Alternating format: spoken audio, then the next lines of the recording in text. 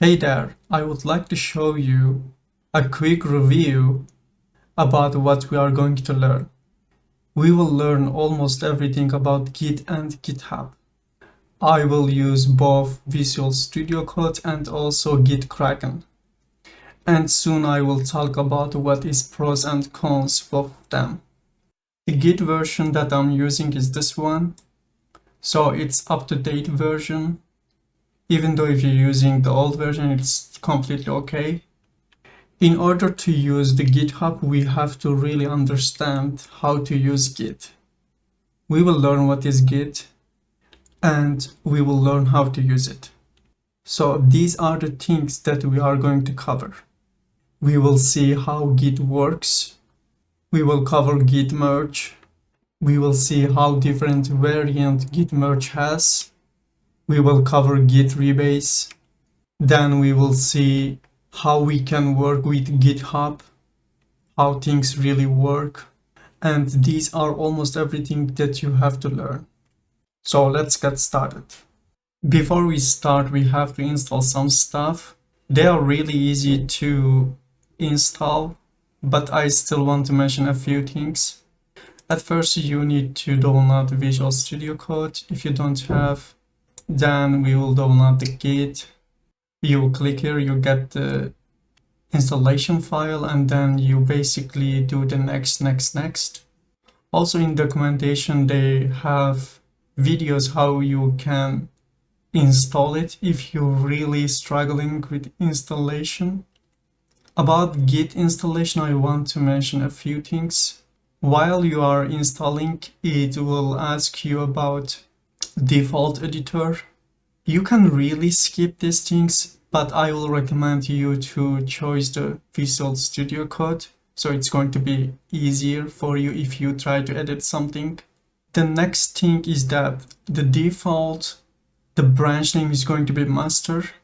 So while installing, it's going to ask you if you want this to be main by default. It really doesn't matter because at the end you can rename your branch anytime that you want. So these two are optional. And the important thing is this one. You have to, after installing the Git, you have to open your command line or whatever you use, terminal. You basically have to type these things. So you give your username, so any username that you want, and you have to use these two things, quotes, and then you have to give an email. When you give the email name, you won't use these quotes. So this is all you have to know. Because when you make the commit, Git needs to know who is making the commits. You cannot be nobody. This is why it's necessary. Also, I believe in this video, it shows this phase. So that's why I'm not going to show you because it's really easy to do. Next, this is also optional. If you don't want to use it or install it, it's up to you. But I will just install it and show you some stuff. After installing Git Kraken, it's also going to ask you who you are. The easiest way is to authorize with your GitHub account, or you can just log with some new email or person name. But I just recommend you to authorize with the GitHub account that you have. So it's going to be much more easier to set up. Now let's get started. So what is Git? Git is free and open source version control system. I will come this soon because I believe the best thing to explain things to show some example. Git and GitHub are different. So this means you can use Git without using GitHub. You can use Git inside any folder that you wish, but it's not recommended to use nested Git repositories inside each other because beginners can make these mistakes. I will also show you what I'm trying to say in here. So GitHub is hosting your repository online. So your Git folder, Git project, you can host it on the GitHub. This means if you don't want to share your work with anyone, you basically don't need to use GitHub even. But remember, if you don't put or upload your work on the network, on the internet, if it's gone from your local, you are going to lose all of your version control system. So these are the all things that we have to understand, but let's see with example. Imagine that we have an Excel file, and in this Excel file we make some work in it, and we have version 1, maybe let's say in page 1 we have some work. In version 2 we create page 2 and we did some work also in there. And let's say version 3 we have page 3 and we work some stuff on page 3. There is no way for us to control things. This is the way what we tend to do if you want to take snapshots, right? The progress that we are doing in this Excel file. So this is without Git. So without Git, we tend to do these things, right? But let me show you. With Git, we can actually have only one single Excel file, and then we take snapshot. We save points wherever we want, just like this one. Version 1, version 2, version 3, but we will only have one file. And this is extremely nice. I have initialized Git in here. What I'm going to show you is, let's say, we will cover these things. I just want to show you some stuff. When I do git log 19, these are the versions that I have saved. So if I do, let's say, git check out this one, now you can see I'm visiting the version 1 of this file. So there is no version 2, 3 or whatever. We just visiting the points like that. Now we switch to version 2, and now I can check what is in version 3. And now we are on version 3, which is the last one. And this is awesome. This is literally awesome. And this is what it's version control system. We have control over our versions.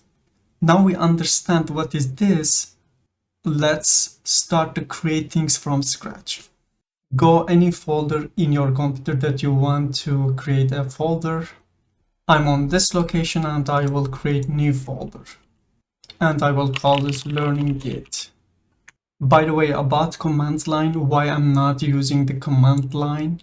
Because I feel that it makes things hard to understand, especially for the beginners. Because if you know how to use the command lines, I'm sure that you can do make this or touch to make the files, and differences between the command line and the Linux base or Mac base command lines. So what I'm trying to say, I will try to make things much easier to understand without shifting our focus. If it's necessary, I will mention about some command lines, but I don't think it's going to be. I'm not saying that you shouldn't use the command line. Actually, you should use it, and it's much more powerful to do things in GUI. But like I said, we have to really understand things in order to use more advanced things. So let's open our terminal or command line, whatever you use. You can also use git bash. It really doesn't matter because we're not going to do fancy things. It will work on whatever you use. So to open this in VS Code, you can do this. You can open with VS Code, but you will have this only if you ticked some settings while installing the VS Code. It's really not that important because I'm going to show you how to open it. You can do this or open your terminal and basically copy this and cd to here, or you can do this one. It's really the same thing. it's going to lead you this path because we are in here. Actually, we have to go inside here, so I can do this, right, again. Or I can do this. Now we are in this path, and if I do code this, it's going to open this folder inside here. Or you can drag drop, it really doesn't matter. The key thing is that we have this thing inside our VS Code. Now we can use this terminal, or we can open another terminal inside VS Code, and this is going to be directly in this path.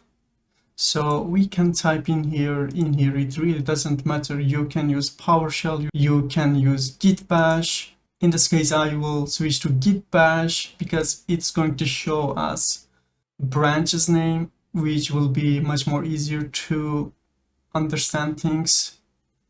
But like I said, it really doesn't matter. It's important to understand what we are doing. So if I do git init, as you can see, a hidden file created. So if you don't see this in either side, you can do file settings and files.exclude. So in here, there is a .git at the top, I believe. So you wanna remove it. So once you remove it, it's going to show that file whenever you have. This setting really doesn't matter. I just want to show you that you can see hidden files in the Visual Studio also. Now, we have initialized our Git repository. Now, this folder is Git repository folder, which means it's our project. And the thing is that I mentioned about nested. Let's say you have another project, maybe, or another folder, anything that you imagine. It's not good to do also inside here to Git init. Don't do this. Never do this. Because Git is going to track this folder for you. There's no need to also do Git init for this folder. So this is what I'm trying to say. Don't do the nested Git initialize. So we will remove this. We never want to do this. So back to topic. Now we have Git repository, and let's open this also in the Kraken. Now we open Git Kraken, and we will do open repository or repo, and then we will browser, or we can add the directory in here also. Let's just browser. Now I browser that location, and then I will select the folder. Well, it says we have to at least have one commit, so we just initialize it and it creates initial commit for us. I will cover how we make commits, don't worry, but what it does, it creates a README file for us, and it just puts some dummy text in it, and it made a first commit for us so that it can open in the Kraken. Actually, let's remove this one. And after we learn the commit, how we make commit and how things work, and then I will add the repository in the Git Kraken after we make our first commit. So I will remove this one, and then actually I will go in here, and then I will remove this Git folder, because whenever you remove this, you are going to lose all of control that you have for this project, for this folder. So if I remove this and remove this, now we have just empty folder, which means we don't initialize our Git inside this folder. So what we can do, again, we in this folder, and when I do git init, now it's initialized again, Git inside this folder. But again, we don't have any commit, right? So let's start like this. How Git works. This is one of the most important concepts that we have to understand about Git. You can do this diagram from right to left, left to right, it really doesn't matter. But I put to right to left because I have a reason for this. I will explain it soon, but the concept is the same. And I did these colors. Actually, the colors that I gave was wrong, so I had to change them. I gave them the colors so that we can understand easily. So we have our working directory, and I colored this red. So basically things like red, yellow, and green. So in the stage area, or it's also called cached or index, when you put things from working directory to stage area, it's like it starts to be ready to be commit. But what are these things? Why these things are exist, right? Imagine that someone gives me the task that it wants to have me to control C what he's doing.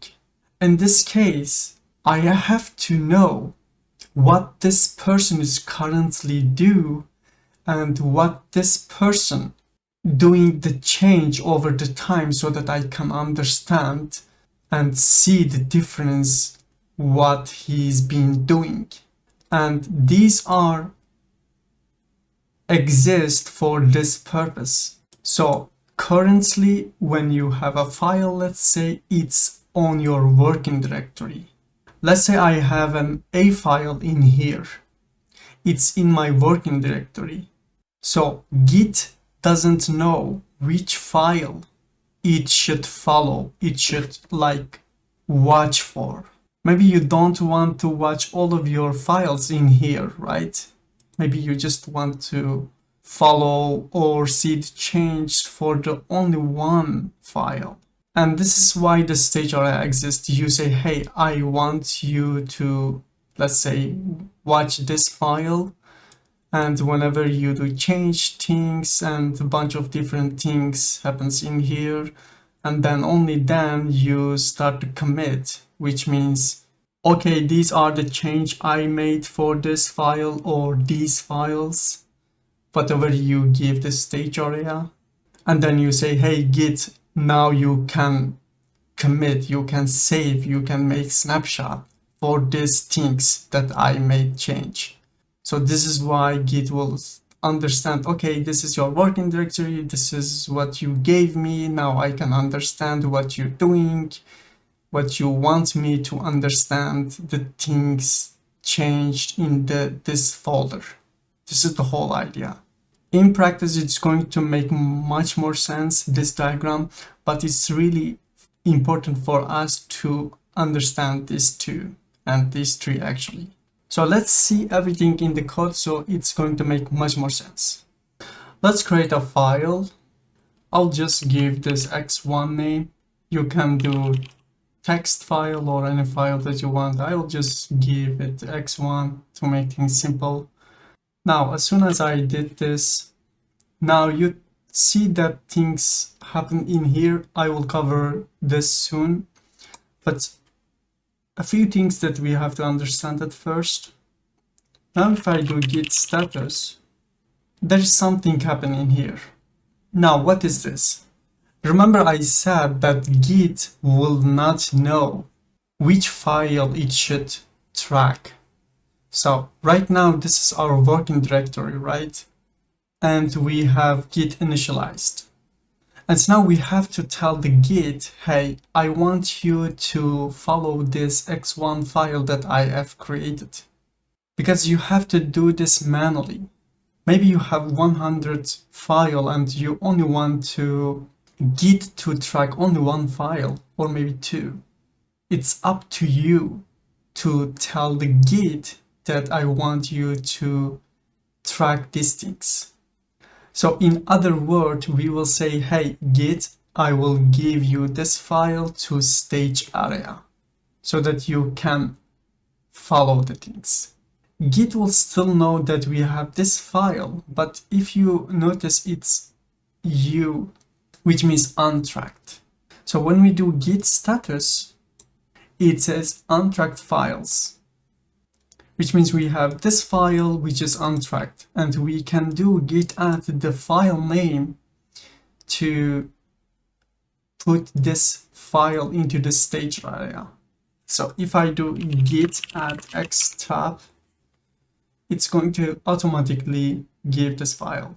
So when I do this, now it's changed. You can see it says index added, which means it's inside the stage area. If I do again git status, now you can see it says changes to be committed and a bunch of things that it's tried to give the hint for us to how to use the Git. But now the thing we are doing in this file, Git will track it. It's in the stage area, this file.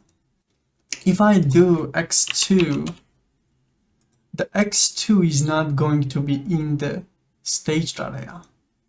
Remember, even if you have these files pre-exist in your folder and if you do git init, you still have to tell the Git that which file you want the Git to follow. Just because it was there before, Git will not start to track them. You still manually have to add things like that to the stage area. Now if I do git status, now you can see that our x1 is in the stage area, but these two are not, because we just created them and they are U, which means untracked. And untracked files are listed in here. If I want, I can do like this. When I do this, it's going to add all the files or folders inside here. It's going to add them to the staged area, but I'm not going to do this for now because we have to understand basics first. Now I have this in stage, so I want, let's say, hello there, and saved. Now when I do git status, notice it's changed to modified because it was in the stage area and Git can see now if it's been modified or not. Now if I do git commit to m, let's say my first commit for x1, and save, now we committed, which means we made the snapshot whatever inside the staged area was, and we can see these commits by git log one line or just git log. If you do git log, it's going to give you the long version. If you do git log one line, it's going to give you the shorter version. So basically this is the short version of this things. You can see there are many information in here than this one, but this is the mostly are going to be enough to understand about your committing history. Now since we have made our first commit, let's open this project also in the Kraken so that we can see how things work in here also. So I click this one, the recent repo. Now you can see this is my first commit, and we will understand how we navigate between things. The one thing that you have to pay attention that it's still modified, right? So if I do git status, it's in our stage area, but it's modified. Because when we did git add, we actually didn't put any text in here and we committed. I mean, we added into the stage. After we added in the stage, then we add some text. And whenever we do some changes, we have to again do the add if we want the latest information for this file. So what I'm trying to say now, let's say I want to do git add again the x1 because I modified it. So I want to again do the x1 into the stage area to do up-to-date information. So when I do this, and now if I do git status, now you can see it changes. If you do commit, this modified x1 is going to be inside that commit if you do the commit. So if let's say I do git commit again, and I will say hello there inside x1 so that I can understand what I did for this commit. Let's say I do this. Now if I do one line, now we have two commits, and this is the last commit we did. But how we can navigate between these commits, right? So there is something we call git checkout. If you do git checkout, let's say I want to navigate this commit, which means I want to see what I have done for this commit. If I take this ID, or the longer version, doesn't really matter. When I copy this and do this, now I'm navigating into this commit. And at that time, by the way, I will cover this detected head or things, what's happened in here in detail. For now, the purpose of this checkout is to navigate between these commits so that we can see what we have done in our history. Now I'm checking this commit, right? And I'm in this time. So when I do git log one line again, you see that I don't see the commit after I made from this point. So the second commit, the last commit that we made, I don't see because it's like I'm time traveling. And you can see that also we are kind of inside here. Also in here it shows visually. So if I forget to mention things in here sometimes, please pay attention what also happened in here visually to understand. So now we are in here because in our first commit we didn't put any text inside x1, right? This is why it's empty. But now when I do git check out to master, which is our main branch, and I will cover the branch also. So when I do git checkout master, it's going to revisit our project, right? The main project. So I will do this. Now we back to our previous state, which means when I do this, it's going to show me all the commits that I have. Now also let's see this tab. This tab also is important. Remember, these are the things for us to understand better. You don't have to rely on these things or these things. But it's really sometimes helpful for us to see what's really happening, especially when you do the differences between the code, which I will come soon. So let's say I want to git follow this folder also for me. Remember, this is in my working directory. Let's say working on x2 by my own, and saved. The reason that these are the yellow word things because we didn't define any extension for this. Actually, let's do this to text so that it can understand this is the text file.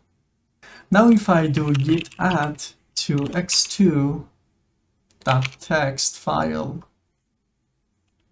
into the stage area, now you can see that stage chains appear in here because we put this file into the stage area. When I do git status, now you will see that this file inside the stage area, and it's ready to be commit. If we commit, the updated version is going to be in there. But let's say I change my mind, and while this is in the stage area, I did while in staged area doing addition work. Okay, and I saved. Remember, if you saved, it's going to change to modified. So now when I do git status again, you see that we have still this x2 inside the staged, but if I now commit, only the first line is going to be saved, which means the snapshot is only going to be this line of code, because when I did git add x2 text, I had only this line. Now I made some change, and I am deciding to also add this to inside the stage, because there is no reason for me to make two different commits for this file, let's say. So I do git add x2, and now you notice that green line is gone, and when you do git status, now you see that the modified version also we add to staged, which means it's now up to date for this file. So if I do git commit to message, by the way, this is the message for short, -m. Let's just say x2 commit message and save. Now you can see also in here we have made our last commit, and when I do git log one line, this is what it is. Now only x3 is untracked in our repository, and this is basically how we make the commit. We make the git to know which file we want to git to follow, take the snapshot, and put things in the staged area. Also, we can see the navigation when we do this, and if I click the file, I can see which differences I made for this commit. But like I said, don't rely for this before you actually understand how things work in the command. Because remember, these GUIs are created by these commands. So everything that you able to do in here, you're able to do with the command. But the best thing about the visually is that you can see these differences when you want to check the files. So now let's understand better about working directory, stage area, and how things work, because it's extremely important. Now there is something git status, and for the short information, just like git log one line, there is also git log status -s. This git status is extremely important to understand. So when we do this, and this is shorthand of this one. What I'm trying to emphasize in here is that you really have to understand this code, how this line of code is going to work, what information is going to give you. So at the moment, the question marks, notice that there are two columns, like one column and second column. This means that this x3 is untracked. Well, you might say, okay, when I do git status, I can read and it's there. Yeah, that's true, but still it's really important to see what's happening. Let me explain with examples so that you can see what I'm trying to say. Remember, I said there is a reason why I put from right to left, because there is SW, okay? Never forget that. This is S, stage area, and this is working area. So how I remember this is there is a application called SolidWorks, and it stands for SW. This is how I really easily can understand, remember. But with time, you don't need this, but this was for me. So SW, so what I'm trying to say, let's say I want to add this into the stage area, right? So I will do rename text file again, x3 working on. Now I saved. Remember, if I do this, because it's in our working directory, it's untracked, which means we never say to Git, hey, I want you to track this and understand what's happening, which change I'm making on this file. We're not yet saying this to Git. So in order to say this, I will do git add to x3 text file. Now, when I do this, remember, if I do this now, you see it's A. Well, we say 8 is index added, right? Notice that we had 2 columns, right? Now it's 1 column. It's like 1 column, but actually it's 2 columns. The second column is empty. So the first column stands for S. Remember this one?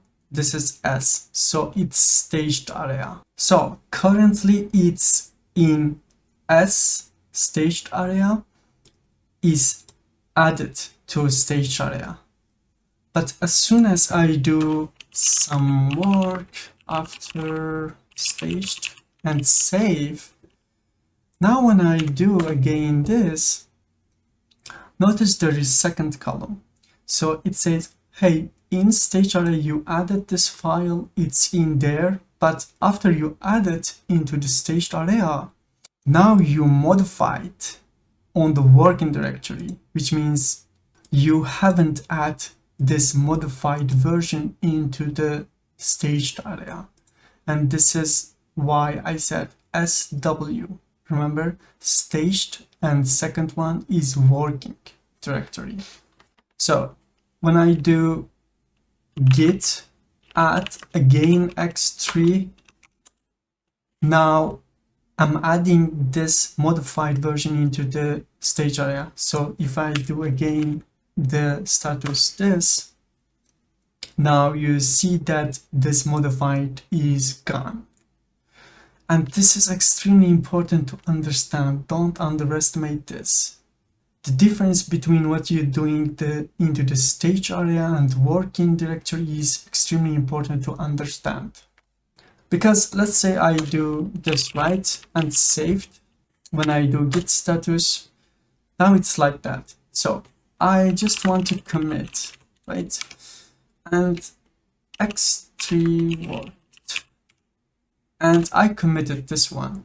Now, if you do this, remember, this M still is there because you didn't do anything to there. You didn't make any commit for that. Now, if I do add x3 again and git commit, x3 forgot to add this one, okay? And I committed also this one. So now if I do one line, now you can see we have this commit history. Now let's say I want to visit this commit. When I do git check out this commit, now in x3 you see that the third line is not there because we didn't add. It was modified, but we didn't add and we didn't commit with this additional work. So, but if I want to git check out this ID, now you can see that in this commit that we did, this additional work is there because this is what we did. So now I want to leave from this thing because whenever you do check out the commit ID, you need to go to the master, your main. So at the moment it's master, so we do check out master branch. So now we are back to where we are. Now I believe these things are clear. If it isn't, with time it will be really clear. So let's move. Now let's understand Git diff. We use Git diff to see the differences between things. And you're usually going to use for the see the differences between commits or stage array or working directory, things like that. So this is also really important commands that we have to understand. Actually, all of them really important, but these are really the core things, especially to understand between working directory and your stage area and your repository. So let's talk about Git diff. Let's clear, and if I do Git diff, well, nothing happened. If I do Git diff staged, well, again, nothing happened. When you do Git status, notice that it says nothing to commit, working tree is clean. So how these things are going to work? Let's clear again. And again, in, let's say, X3, I want to do some work. Doing some great work on there. And I saved. Now when I do Git diff, you see that some information happened. But what these things are mean and why it worked. The Git diff is going to show you differences what you have done on the stage area and working directory. The current differences between these two. So it says currently in your staged area, which means this one, the A version and the B version of X3. So this is the stage, this is the working, because it's going to be old version, the new, because this is the working area is the new one, the new things that you have done. So the minus is going to be represent for this one and the plus sign represented this one. So which means the plus things are represented in here. If I do git diff staged, notice that nothing happened for this command, because this command is going to show you between the last commit and the staged area. Remember, this is git diff is going to show you between these two, and when you do git diff staged is relate with these two.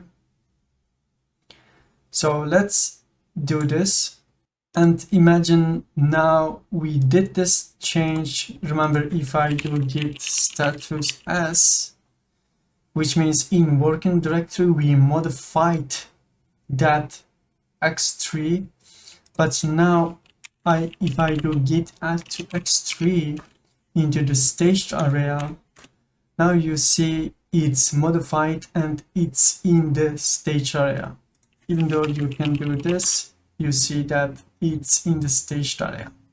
So now if I do git diff didn't work, because remember, git diff was differences between the staged area and the working directory.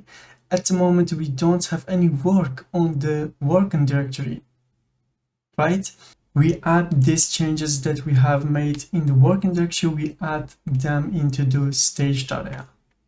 Now if I do git diff staged, what it's going to show the last commit for this file, because we have only changed this inside the staged area. So it's going to say this is the old, this is the new, and this is the last commit, and this is the in the staged area that you currently have, and it's going to show the things that you have add with the plus sign. By the way, this diff command is going to give you the chunk information about the files, so it's not going to show the entire file changes, because imagine that you have 1,000 lines, so it's not going to show all of these changes. And usually you want to see these changes visually, which means, let's say, on the GitHub or on the Kraken or in the Visual Studio. Let's say I click this commit and I want to see this change in this commit. When we made, we add this thing to there, and this is why it's showed this work. Also in Visual Studio Code, when you come here and click this thing, it's going to show you this file, and notice that it's in parentheses, it's index. It says it's index, which means we did git diff staged, because it's going to show you the differences between the last commit, because in the last commit we didn't have this line, and this is why it shows these things in there, the plus sign, and this is why this also shows like that. By the way, I just noticed that it says we removed this from the committed one and showed these things. I believe it's related with the new line stuff, or really don't have an idea why it's like that, because we didn't remove this one. But the idea is the same, really. The right one, like you see, is that we add this line into the staged area, so it shows the differences between the last commit and the staged area at the moment. Now let's imagine I want to add also inside working on there and saved. Now if I do git diff, we should get something, right? Because we are doing some changes on the working directory. So when I do git status, it's always a good idea to see what you are doing with this command. Remember, it's SW, so the second column is working directory, which means we modified, and it's not in the stage area, which means it's red. But this one is modified, it's in stage area, which means we modified something, we put the stage area, but we didn't commit yet. Now git diff work, and if I do git diff staged, it also should work, because we did some work after last commit and we add into the stage, and this is why we had this green M. Now you can see how things work, right? What is different between these two commands. Also, when you open here and notice it's in the changed, and when you click here, it's going to give you the differences between the staged and the working tree. This is why it's working tree, which means only git diff without staged.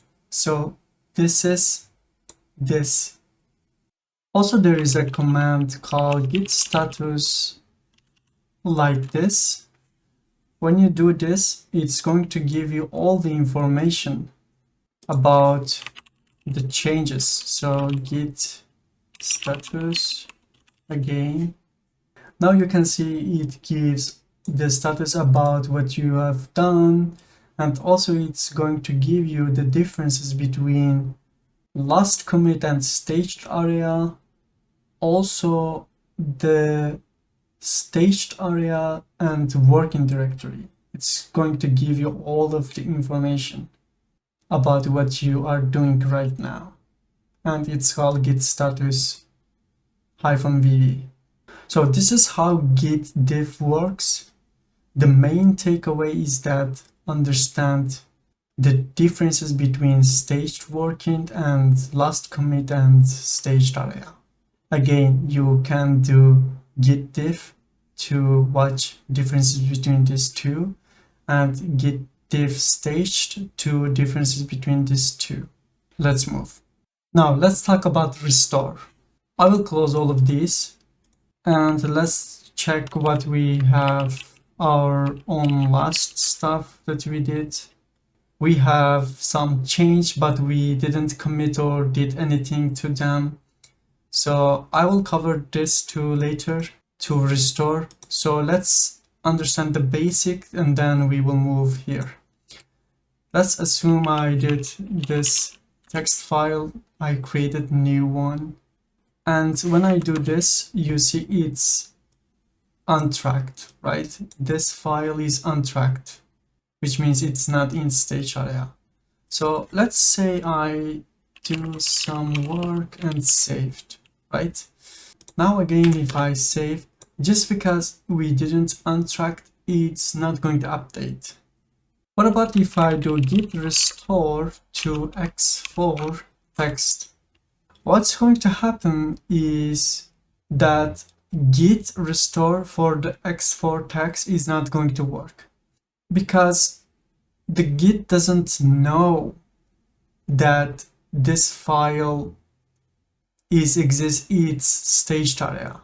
In order to git restore to work, we have to put this file into the staged area. So now if I do git add x4, now it's in staged area, and if I do git status like that, now we added this into the staged area.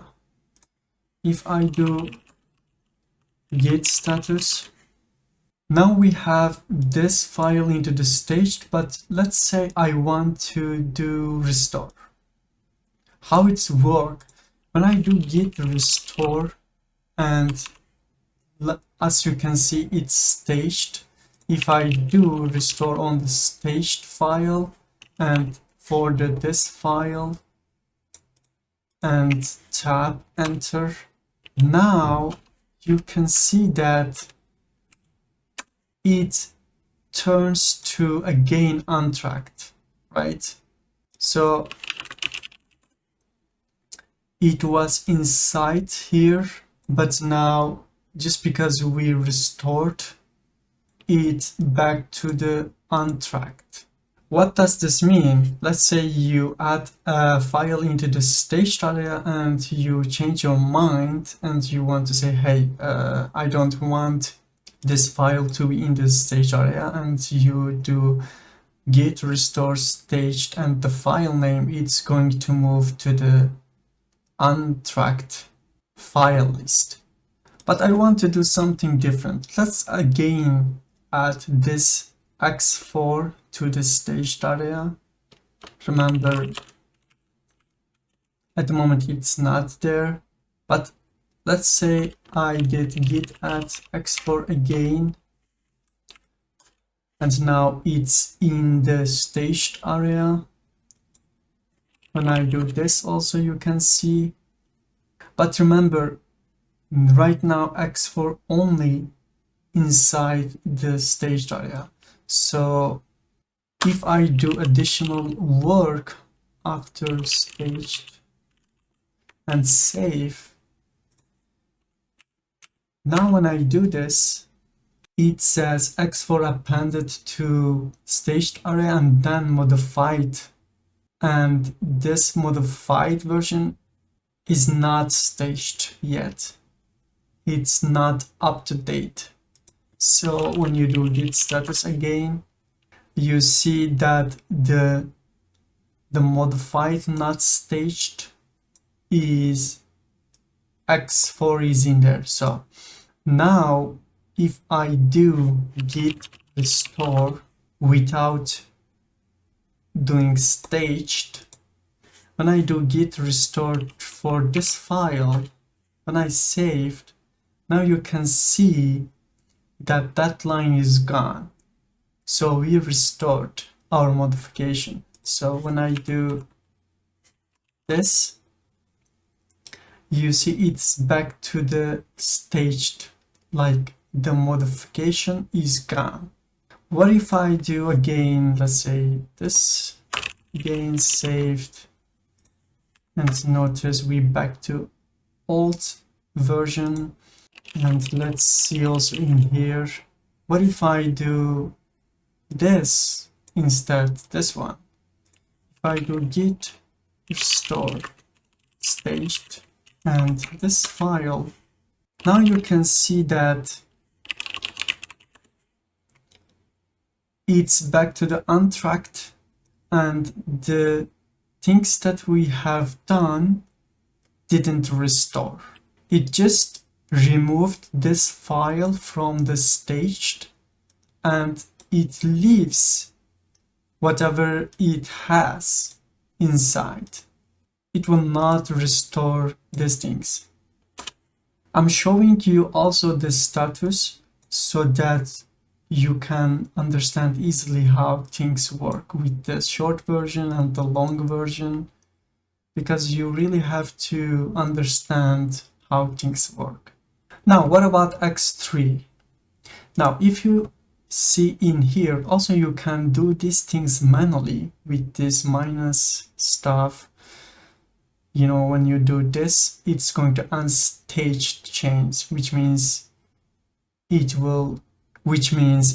going to restore things. So again, if I clear and do git status and git status this, now if we want to work on this one, let's open first to this file so that we can see, and back to here.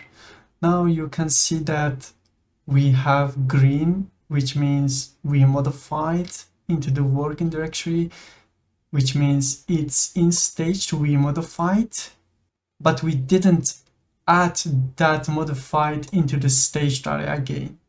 Now, if I do git restore to this file, x3, as soon as do this, remember this is going to restore, right? And this line is gone, should be gone. So when I do this, it's gone. So in the change, as you can see, also that x3 is gone. Remember, it was in there, right? Now it's in there. Now it's in there. But as soon as I do this, and you see it's gone. Also, when you inspect, you see that whatever you made working directory modified, but you didn't add to the staged, it's gone. So let's say I also want to this to gone so that I change my mind. I don't want to any change to this file. So I can do git restore staged. I'm trying to restore this file into the stage. So if I do 3 and this one, now in the stage, notice that stage column gone.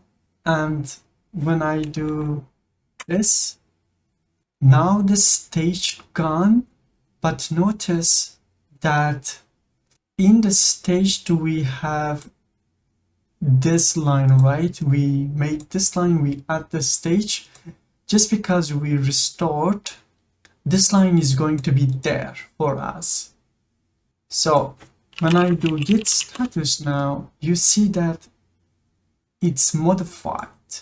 The modified version still exists, but we didn't add to stage area. So what I can do, if I do git restore again to the x3, now it's gone.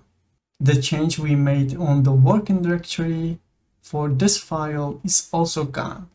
So when I do git status, now you can see only untracked files that exist is this one.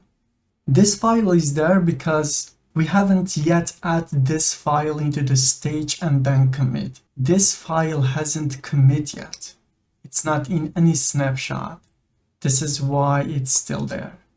So if I came to discard changed, and it's going to say, hey, if you discard, it's going to delete because this is what you want to do. So basically it's removed from our working directory. The other thing that I want to mention, whenever you do, let's say, git status, right? It says you have nothing to work. It means you clean, you're up to date, you don't have to worry about anything. Whenever you do something like this, notice that something happened in here. So it means you have some change, and if you want to commit, you can do commit. If you want to add your change, you can make commit. And also you can see in here if you click. Also in here, when you do this, you can see the change, but I will just remove it. So let's move. Now let's talk about how delete is going to work when we delete a file. So let's clear this. Now right now when I do git status, there's nothing to do. And you can see our git commit history in here. Also we can do this. Now imagine that I want to remove this file. When I do this and delete this, and yes, I want to remove. Now if I do git status or git status, also notice there is one number in here, also some stuff happening here, which means we made some work in working directory. So now it says we removed this. In the second column we have D, which means we deleted this one. So let's assume I want this to get back. Just for the practice, what I can do git restore and this file, right? Now when I do this, we got back our file and there is nothing changed in our project. So when I do this, there's nothing in there. Also we can do this, right? Something like this. So when I hover in here, it says a discard changes, which means when I click this, and it's going to restore the same progress that we did. So these are the same. Now when I delete again and came here to see, now what I want actually to add this thing that we changed, which means we delete, I want to add this change to the stage area. So basically when you remove a file or folder, if you want this to impact and you want to commit, you have to add this thing into the stage area. Just like when you make the change and you add into the stage area and then you commit, this is the same idea. So you want to do git add this file. Actually, when you do this, you see that it says you can do git add or remove. You can also use this, but I'm going to use add. So when I do git add to this, to the stage area, now when I do this, and also to see shorter version, now it's in stage area. So I can say git commit deleted x2 from my repo, let's say. Now we commit and we have no change and our commit message here. Remember, this is now gone, but we have our commit history, right? So if you go back, you will still have access that file. So if I clear, git like one line, if I go even one commit back, I will see that file, or if I go here, doesn't really matter. Let's do this, check out this one. You see that we got our x2, it's there. It's just gone after that time. So if you go back, you can still inspect, you can see what data was in it. So it's still there.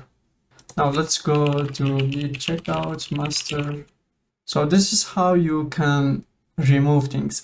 Also, there are some short stuff in the Git. You can do Git remove or things like that.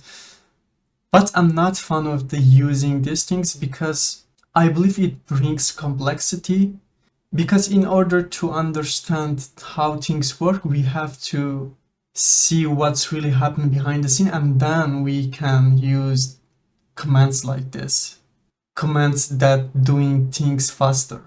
But without understanding how things work, it's really not good for us to do things in short way. You might accomplish things you want, but you won't understand truly what's happened. So this is why I remove manually. I restore manually things a few times from the stage area and then from the working area. You can do these things with this one line like reset or things like that. But like I said, we have to understand how things work at first, and then after you understand these things, you can really explore things by your own. Let's move. Let's see how git reset works. I will clear and I'll just going to add some other file, let's say this one, and saved. Now if you do git status, I know I covered these things, but I'm just quickly type them so that you can get used to it. So we made our commit. Now there is nothing in our working directory. And now we have this commit history. Also, you can click the terminal in here and you can do git log online so that it will stay here. There are three versions of git reset. One is git reset and the second one is git reset soft, and the last one is hard. So what git reset does, it removes the commit. So let's say I want to remove this commit. So in order to do this, it's like where you want your commit start with. Like if you want to remove this one, you have to target this one. So you're not going to type this one. So if you type this ID, it's not going to work. If you want this commit is be removed, you have to do this. So it's going to start from here. So what I mean, if you do reset soft, let's start with the soft and let's close these things at first. Actually, let's open this. If I copy this ID because I want to remove this one. So when I press enter, now you can see it's gone, right? Also, you can see in here, it's gone. But something happened. You see that it's changed to 1. What does it mean?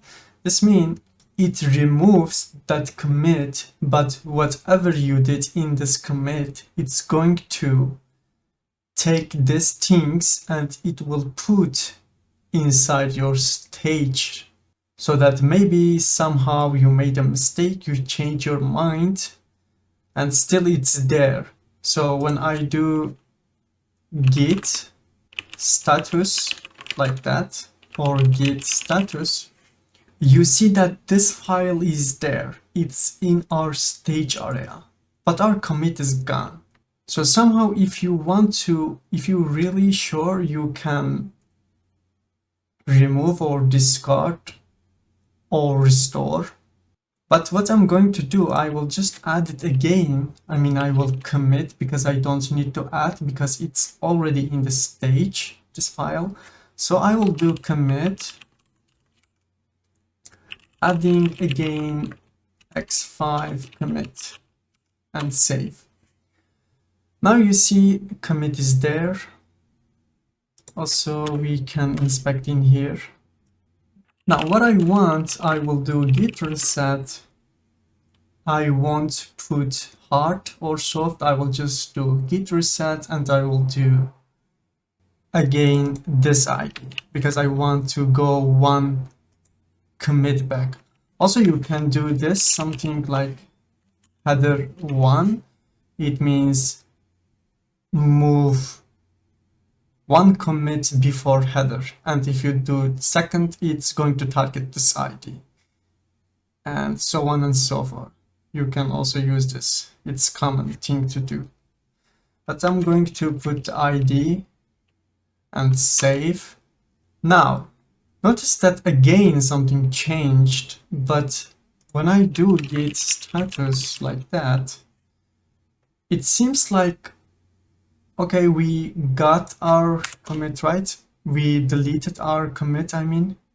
We no longer have that commit, but this file is now in the working directory, is not in the staged, but it puts in the working directory. So now if I want, I can say, oh, I made a mistake. I didn't meant to remove this commit, and I will do git add again this file. Now it's in my staged, and it's added to stage, as you can see. And so now if I do git commit again adding x5 via git set or whatever message. I'm just putting silly message in there. So now git log one line, we see that we got our commit. Also you can see in here.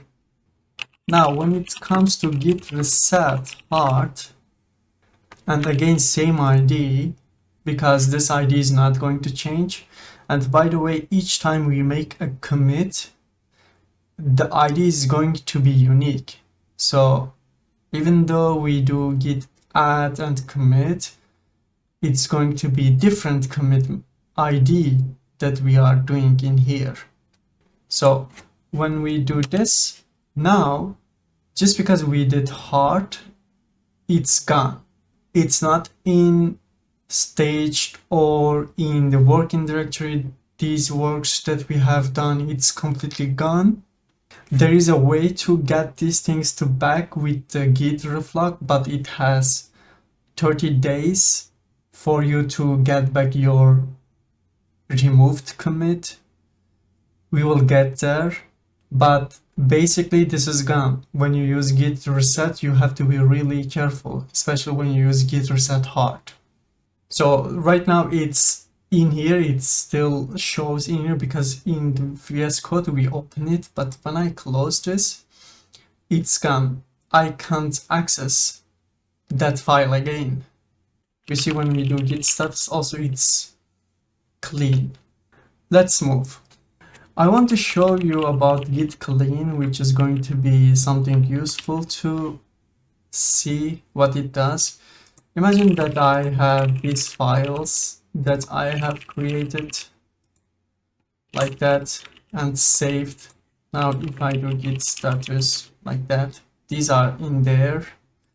Let's say also something h1 and h1 save and git add h1 git status. Now h1 in the stage area, and also you know what, let's do this so that we can understand. Now we have some change in our working directory, and also we add some stuff in the stage area. When you do git clean, there's something like this.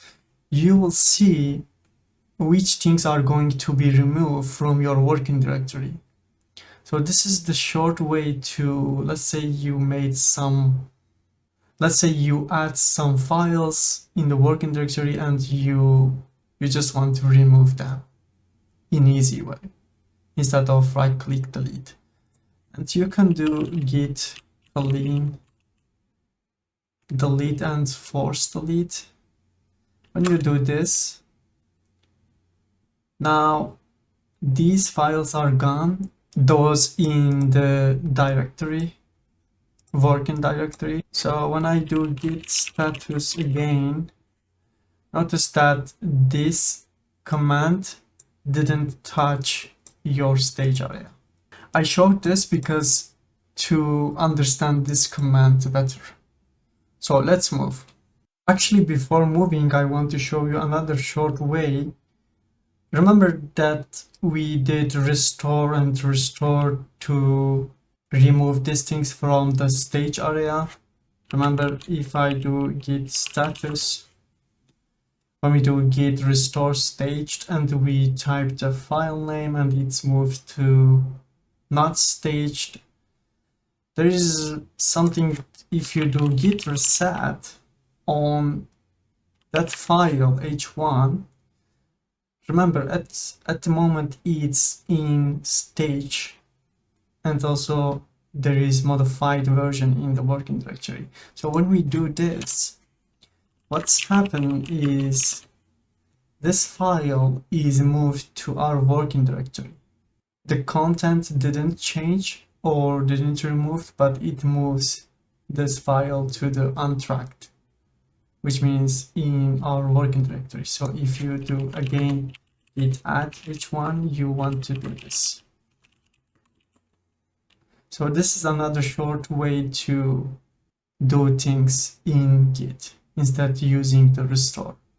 But again, you really have to understand what's happening. Let's move. Let's talk about branches and let's work with the branches. So what is branch? When we first initialize the Git, it's going to give us the main branch, which is something like this. And then we can add additional branch to master branch. Actually, you can add branch inside this one also, just like a tree. And you can go as much as you want. You can create thousands branch if you want, but you usually never do this. Branches will help us to work efficiently with the master one. So it's like when you try to improve something or experiment something, instead of doing in the master branch, you usually want to do in additional branch that you create. Any branch that you can imagine, like test branch or feature branch. And we're going to cover this right now. Let's see things in code so it's going to make more sense. And before moving, when you create a branch, it's really important where you create it. So if you are on the master and you create a new branch, it's going to be related with that master. Imagine if this is a master branch. If you on the feature, let's say this is a feature, and if you create from here another branch, it's going to connect with here. So where you are when you create a branch, it's important.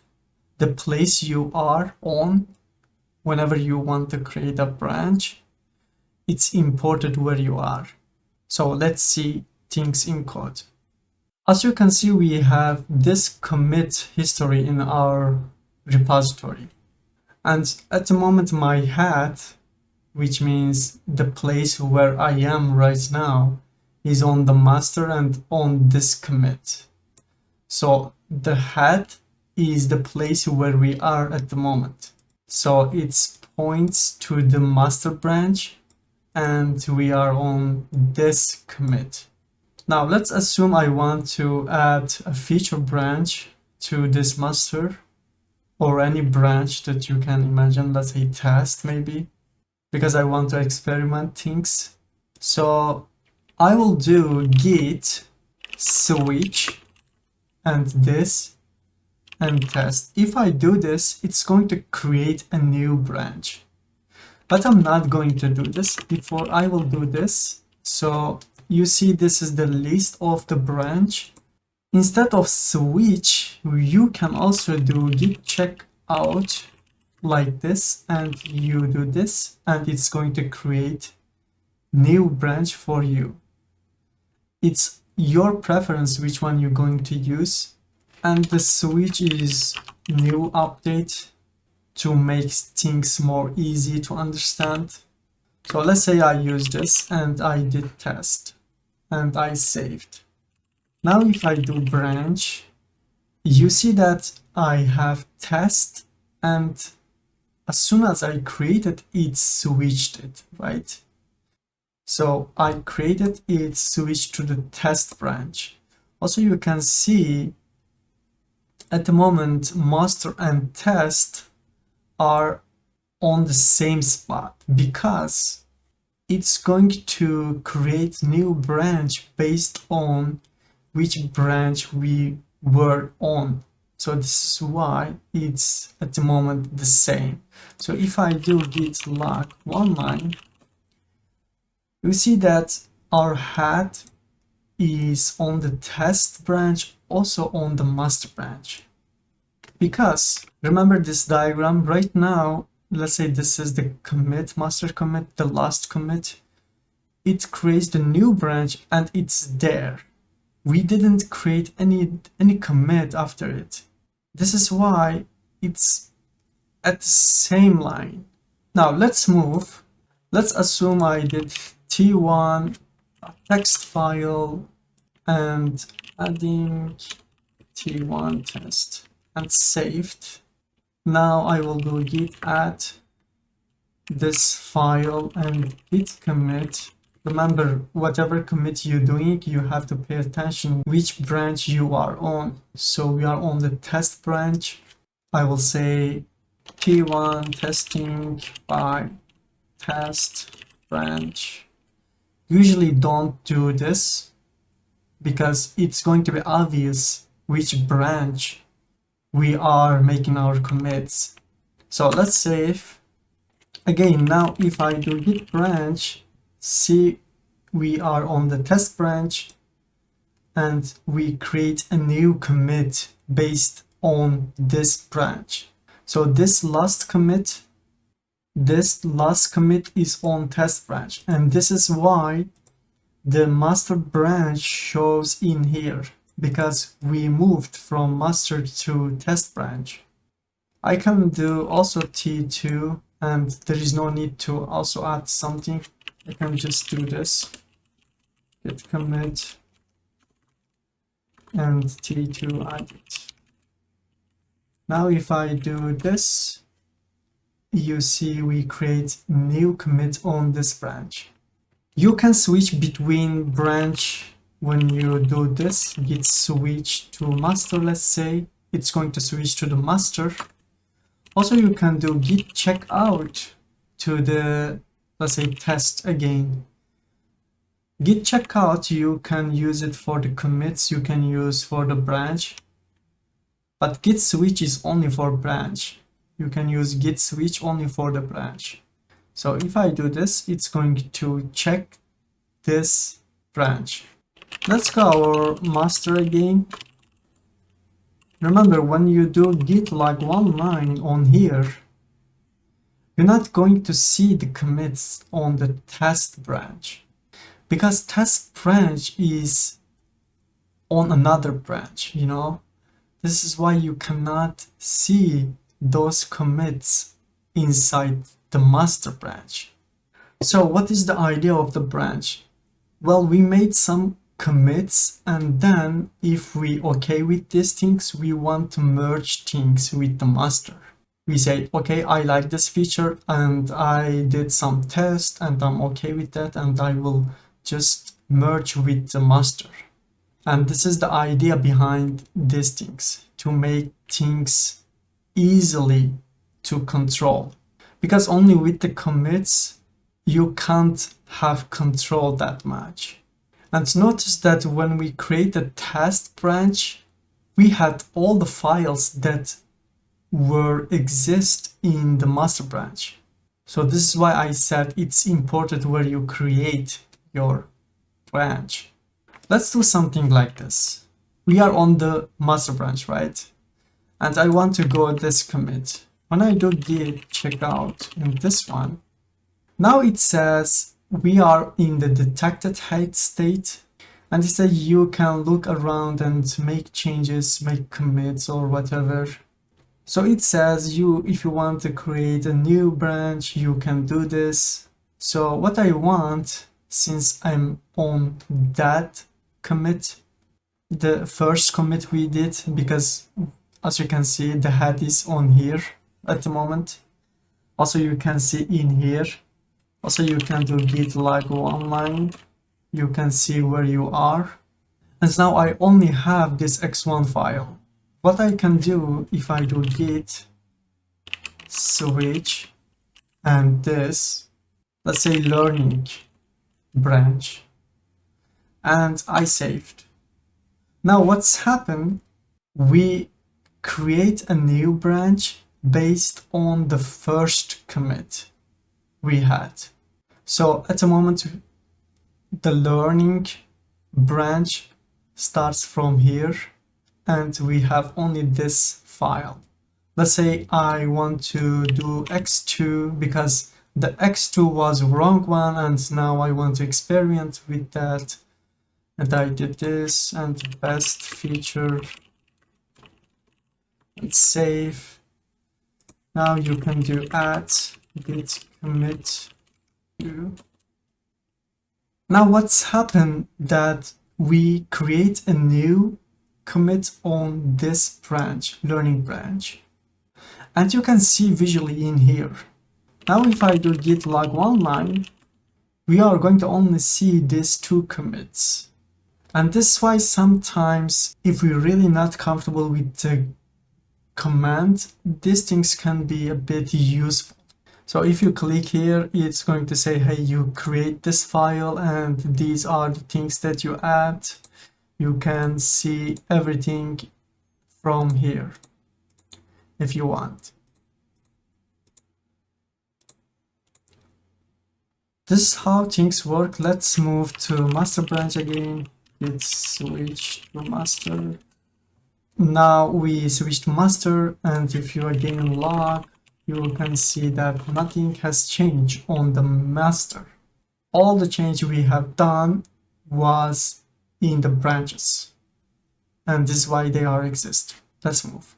Let's talk about git merge, but before this, let's prepare our repository so that we can understand easily how git merge works. So we left like this. What I'm going to do is I will get rid of these two branches so that you also can see how we can delete branches or things like that. So let's clear and do git branch. We are on master and I want to delete the test. Let's say I will do git branch and delete test.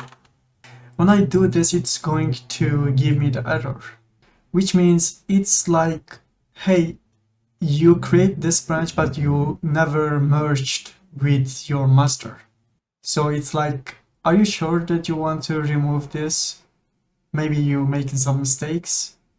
So if you're really sure and you say, hey, I'm sure I don't merge, I didn't like this, the feature that I didn't like it, so I want to just get rid of this branch to keep my work clean. So we can do git branch delete and test, and you can do space and you can put other branch names also. You can delete multiple branch at the same time. So I'm going to also remove the learning. Now what's really happened, these two branches are gone. Now this is where we left, right? We have x2 and these two files and only our branch. When I do git log one line, you can see we have only these commits that is related with the master. Now let's say I want to do git branch again from the master, from the last commit. Let's say the branch name is going to be nav navigation. Also, you can create a branch like that. When you do this, and if I do git branch, but notice that it didn't switch immediately. So if you want to switch, you do git switch or checkout. I usually use both of them. So when I do this, now we are on this branch. Okay. Let's clear. Let's say I do nav1 and save. Then I will add this file. Since it's only one change, I can do dot. I mean, you can always use that, but you have to be careful whenever you use that. So I do this git commit nav1 work, and also I will do, let's say, nav2.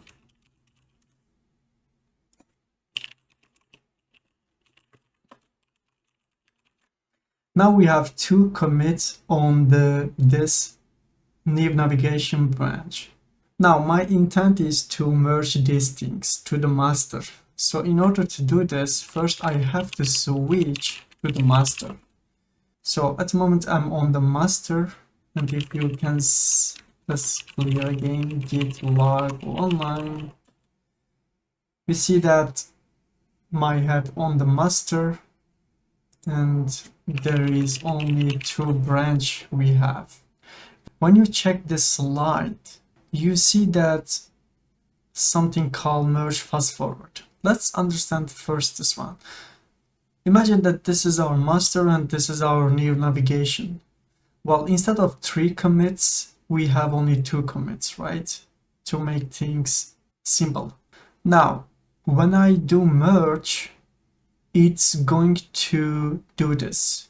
Let's actually type git merge, and I want to merge with this branch. So as soon as I do this and enter, now something happened. It says updating this one and fast forward. What does this mean?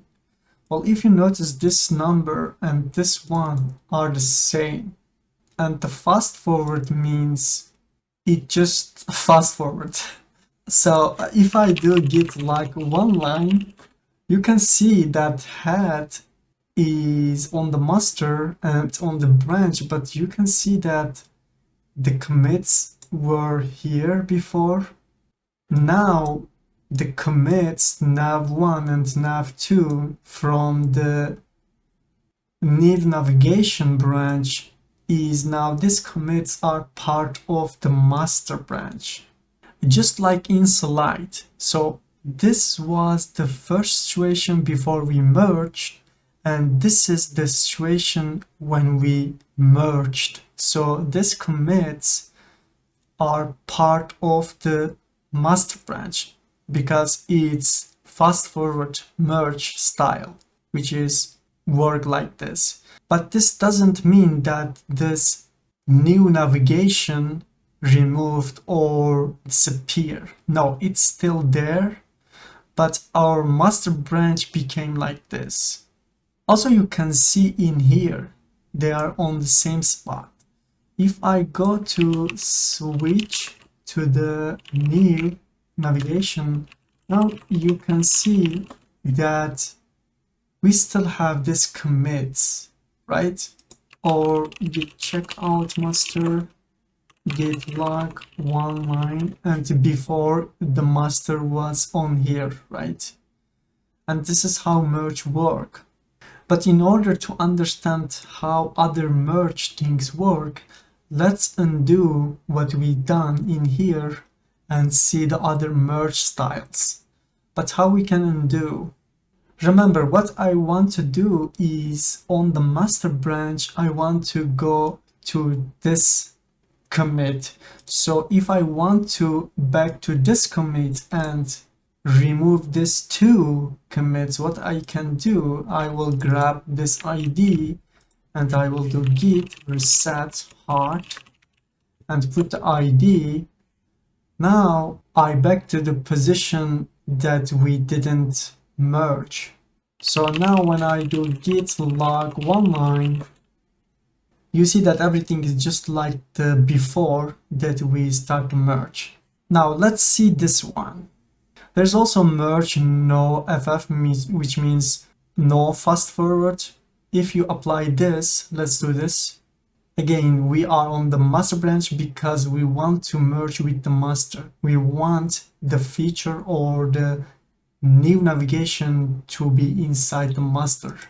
So we do git merge no fast forward and the branch name. And when we save, now you can see some other information is given, and this information, if you notice, it's different than the before.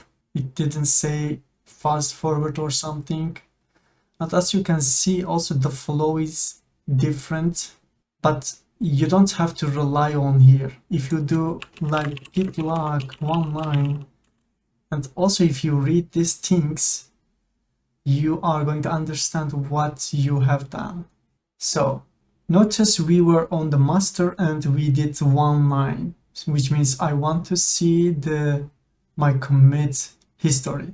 So before it was like this, but now these two commits from this branch came into the master branch, but also at the end, the master branch by itself creates a merge commit so that we can understand, hey, you took this commits from this branch, this new navigation branch, and after that I made things for you easy and I made a merge commit for you, just like in diagram. So how many commits you have in here, it's going to be in there, but at the end the Git automatically is going to put additional commit for you, and that commit is going to be merge commit. I hope this is also clear. So let's move to this one. But before, we have to undo things so that we can apply this one. Remember, we are on master, and what we can do again, we want to go back to here. Also, the quick thing that I want to mention, remember in this new navigation, if you do git checkout to new navigation, if you do git log one line, this new navigation is not going to see this commit because this commit made in the master and made after this commits. That's why it's not going to see. So let's go again to master, check out master, and git reset hard to this commit, which is this one. When I do this, now this is the old position. So I will clear git merge squash to the new navigation. When I do this and enter, now again it's updating with this. So if I do git log one line, you see it's this commit, and it says fast forward and squash commit not updating cat. But notice something interesting happened, right? And that interesting thing, if you notice, if you do git status, and also you can see in here, now these commits that we made in this branch, we took this commits change and it puts inside our stage area. So it says, hey, we didn't make any commit to your master, but we took this commits from this branch and we took everything that you worked on this branch, we took this into your stage area. So if you want, you can make a commit by your own. You can give any name to this commit. You can do whatever you want. So I say, okay, thank you. And I want to actually commit these changes. I don't have to add because they are already in there. But let's say I remember something and I do, oh, okay, I forgot to add something cool. If I save, let's say now I'm in the master, git status, like that. Notice we modified this. And now I say, okay, I'm okay with these changes, which is really cool. And usually you don't do this, to be honest. because you want to make things clear. So if you made some changes, you wanna keep this change in this branch. But let's say I forgot something and I added in here. What I can do git add nav2 because I made the change, and then now I can see this change now also in the stage area, and I can say git commit and merged via squash took, and like that. If you do this now, let's clear, actually don't clear, so that you can see what we have done. Git log one line. Now you can see everything that we have done in this branch. We merged into our master and we gave the meaning commit name. So these 3 commits are not part of the master. It's only 1 commit and the last commit that we have created. So in our master we have this, and this, not these commits. These commits are stay on the branch, and if you want you can delete branch. Now if I do git branch delete, notice that I use lowercase, and before when we did lowercase it didn't work because we haven't merged. But right now when I do this, well, it still didn't work because these commits are not inside our branch, and this is why, because we did squash, it still didn't accept. But if I did, let's say git merge new navigation like that, well, actually we will get conflict because this file is already in there. But anyway, you got the point. If you merged with fully merged, which means the commits are on the master, it's going to delete like that. Actually, let's do this. Git merge abort, which means I'm canceling the merge. And what I can do, I'll do git log one line again. I want to go back in here and git reset hard, this one. Now I'm back where I was at first. So I do git merge this one and git log one line.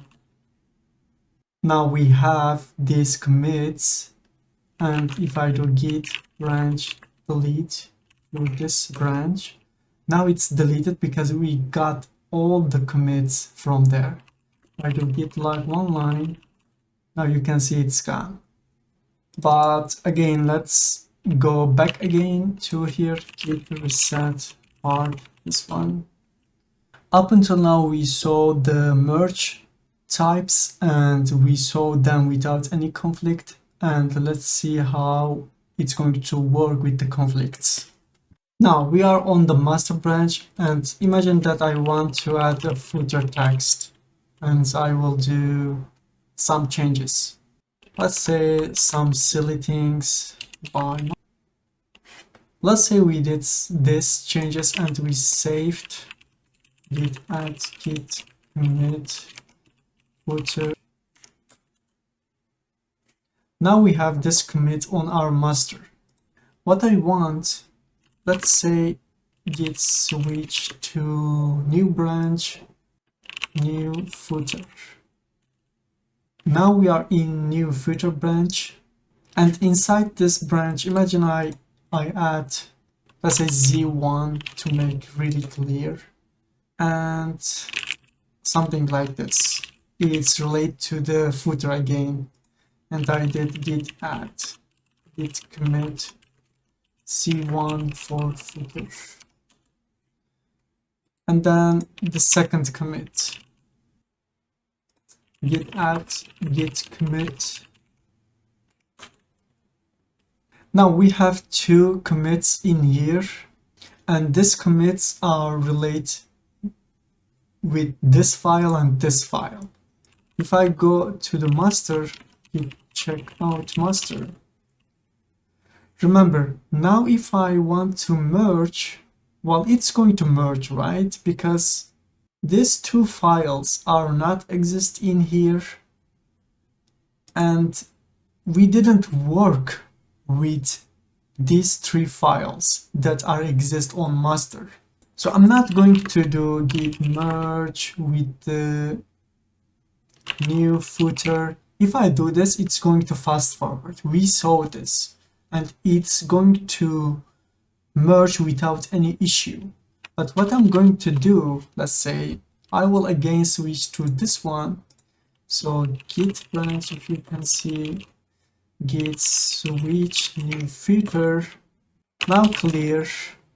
Now on the third commit inside this new footer, I will do, let's say, not by master but by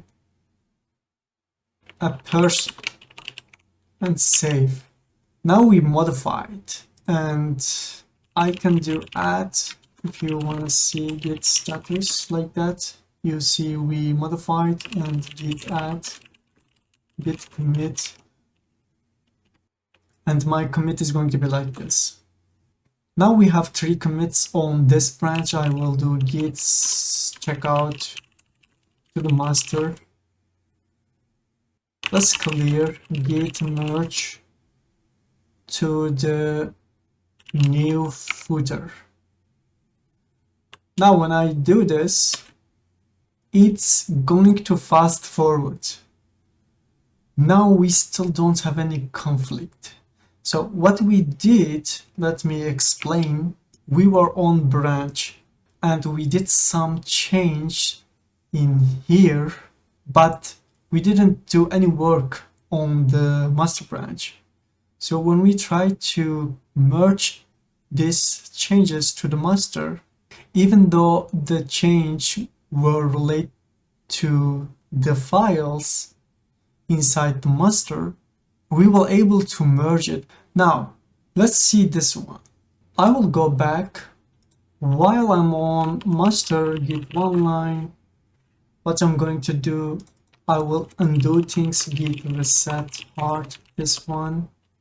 And also I will move to this branch, git log one line. Actually, you know what? I don't want to do anything in here.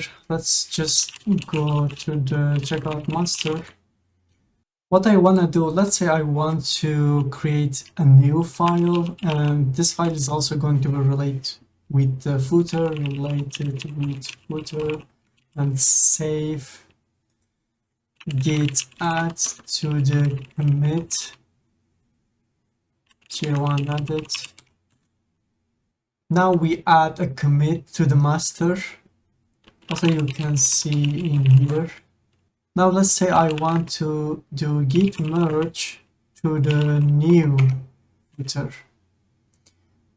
When I do this, it's going to merge, and the conflict didn't happen because we created this new file and it was brand new file. So this file don't have any relationship with the things we have done in these three commits.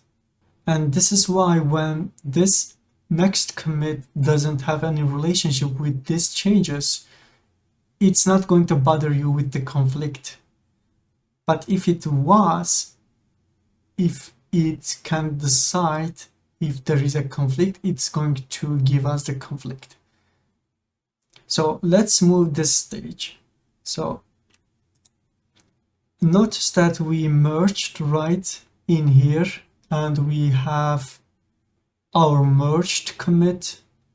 What I can do to say git log again one line on the master, and I want to get back on here, git reset. Now let's check to other branch. Notice that inside the other branch we did this right, and it's on the line 3. But inside our master on the line 3 we have this that says by master. But it didn't conflict because we didn't made any change after this branch. But if I switch to the master, check out to the master, let's say inside footer, now I want to do something like this, by master. I saved, so if I do git add, git commit, added 5, now git log 1 line, you see on the master we made another commit, and this commit is after this new feature branch.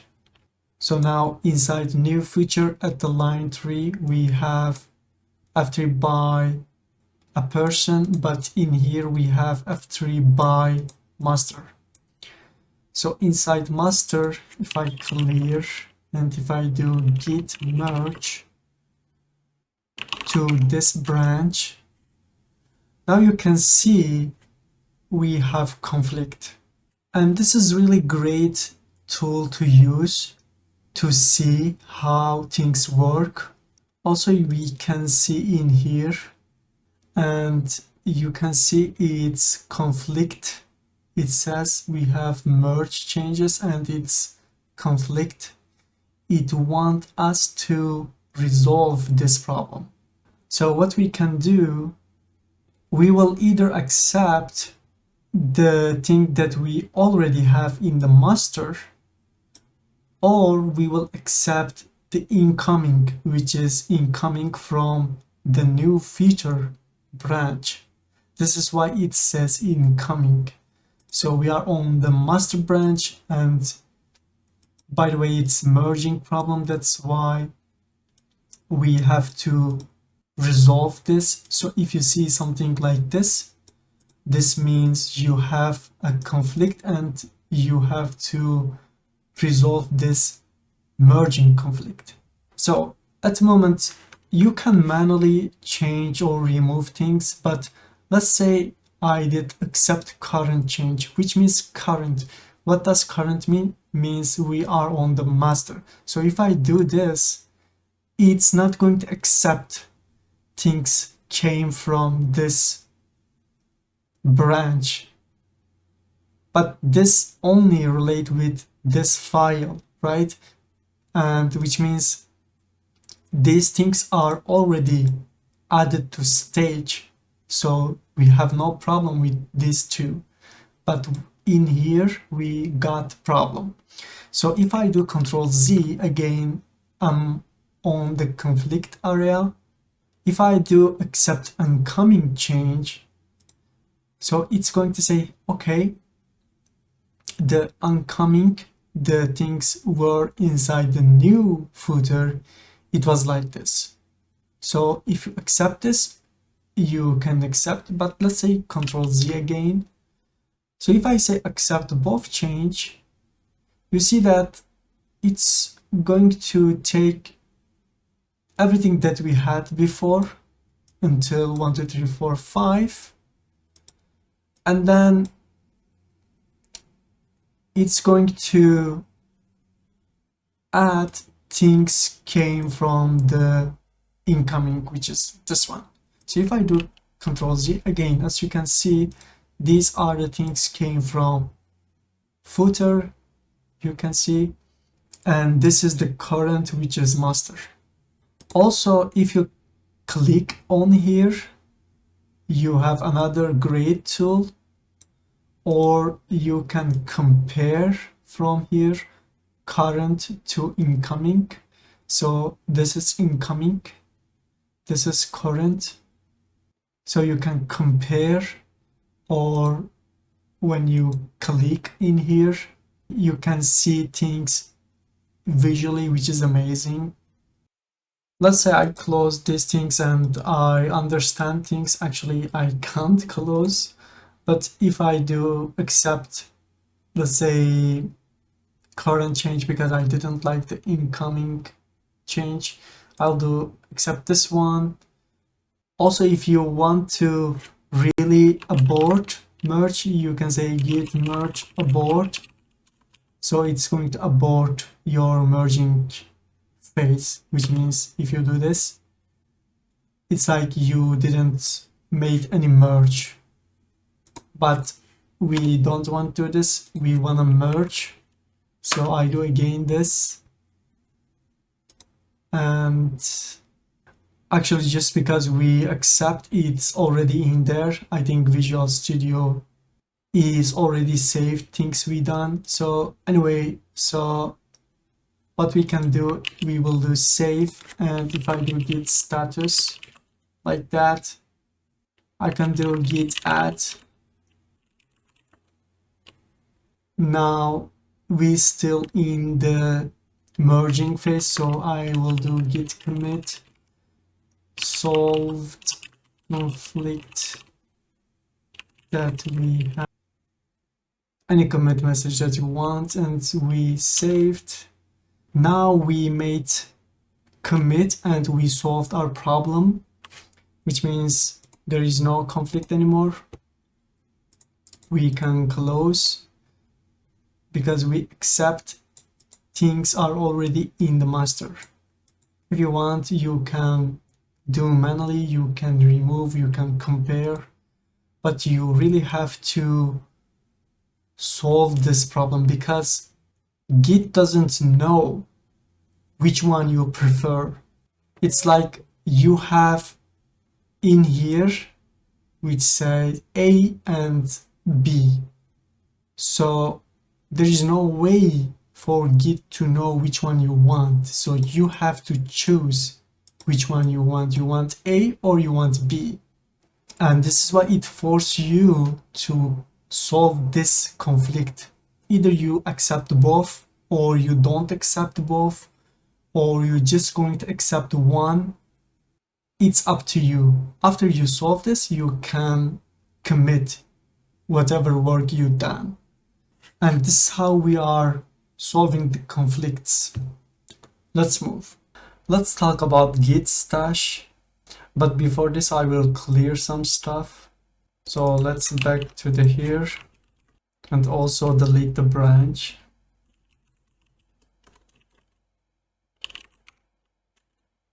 Let's create a new branch, git branch to the feature and git checkout to this branch. Now imagine I create a file one, I'm doing work on there and I save. Imagine that I'm working on here and I just add this work that I've done, still working on $8.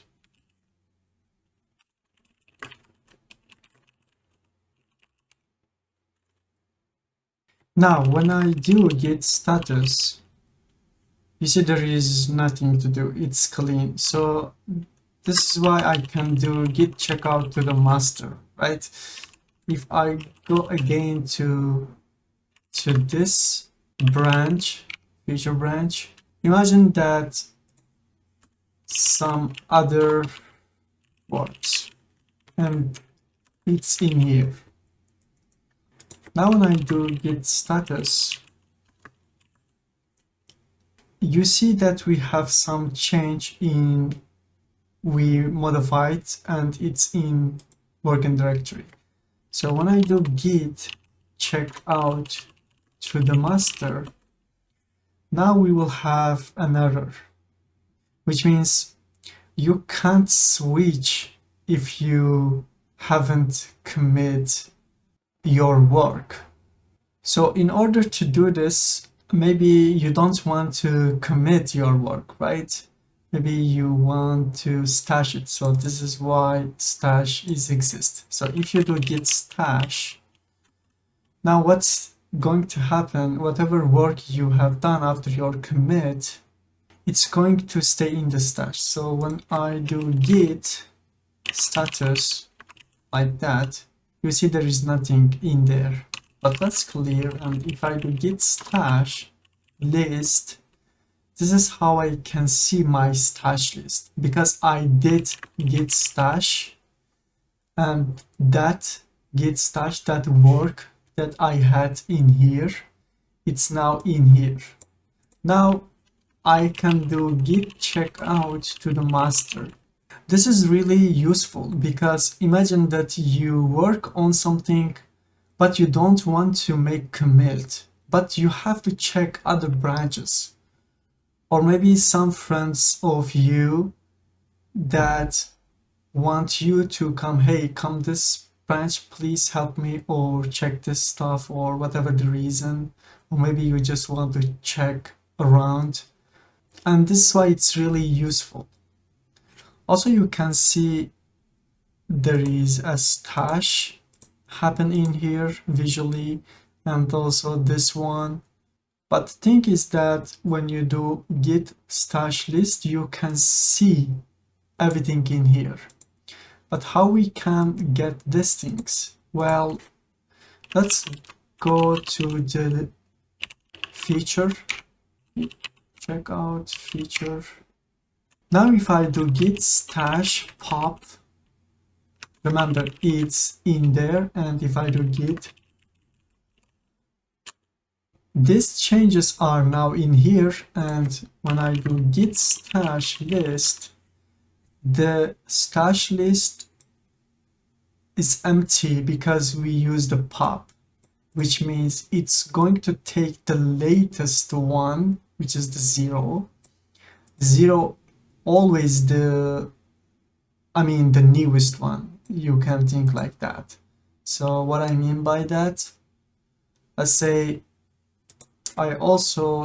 again, okay, clear git stash list, we have empty, right? So if I do git stash, now it's added on here, right?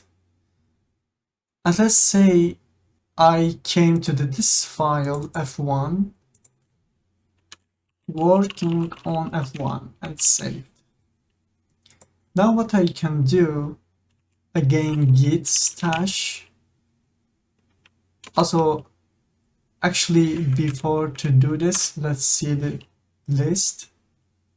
Also pay attention here if you want. What I can do, again, if I do git stash, now you see we have these changes and we saved.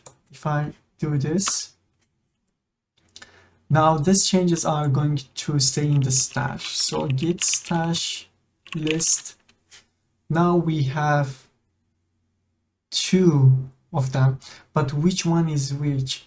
This 0 is the last one, which means the thing that are inside f1. So another way to use these things to apply. So if we do git stash instead of pop, which means the pop is going to take this one, always the first one, which is the last one. But I will do apply stash and this one with the index. When you use apply, it's not going to remove it. It's still going to be there. So when I do this, you see the last stash that we did, it was on the f1 file, and this is why we get this. If I do git status and this, notice it's not in the stage, which means I can do git restore to f1, so it's going to be restore. Now we cleaned what we done, git stash list. Now instead of the first one, I wanna take the second one, which is 1, this one. If I do this, now you can see we take the this one, this stash that we saved. This is how it works. Let's say after you take the first one and you also want to do this one, you did this. It's not going to work because these are the same thing that we saved for the F1 file. So let's assume we restore again to F1 file. Now, if you check stash, right, we have 0 and 1. Let's say in the X1 I did something like that and saved. Now if I do git stash again, it saved these things. And git stash list, I have 3. And the first one is the for X1 at this moment. So if I do git stash apply stash 0, which is for X1, it's going to bring to X1. If I do, let's say, the last one, which is related with this one, if I do this, it's also going to bring it because there is no conflict. So now if you want, you can add your commit or whatever you want. Also, you can clean your stash. At the moment, we have 3. If you want, you can say git stash clear, and it's going to clear your stash. And now it's gone. Git stash list, there is no list. So if you do git status again, you see that you have these changes and you can add them, you can commit them. And this is how stash works. Also, I forgot to mention that instead of clear, you can actually use the drop. So git stash drop, and the drop index that you want, 0, 1, or whatever, it's going to drop individual stash item or save point or whatever you call. It's going to drop it individual. Let's move. Now let's talk about reflog. Imagine that you removed a commit, you deleted a commit, but you did it by mistake. Like you so badly want this to undo. Let's say we are in the feature branch. It really doesn't matter which branch you are in. Let's say I want to delete this one. So git log one line. So I can do git reset hard, had this, or I can take this ID, I can target this ID, which means it's going to remove this one. So when I do this, we will remove this commit. So when I do this, this commit is gone. If you inspect, you see this is gone. We only have this commit, the last commit. Now what we can do, let's say we really want to get this back.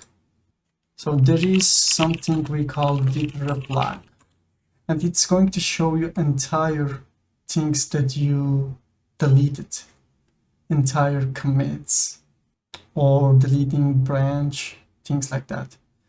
You can press the space to see the other list, and until it ends you can press Q.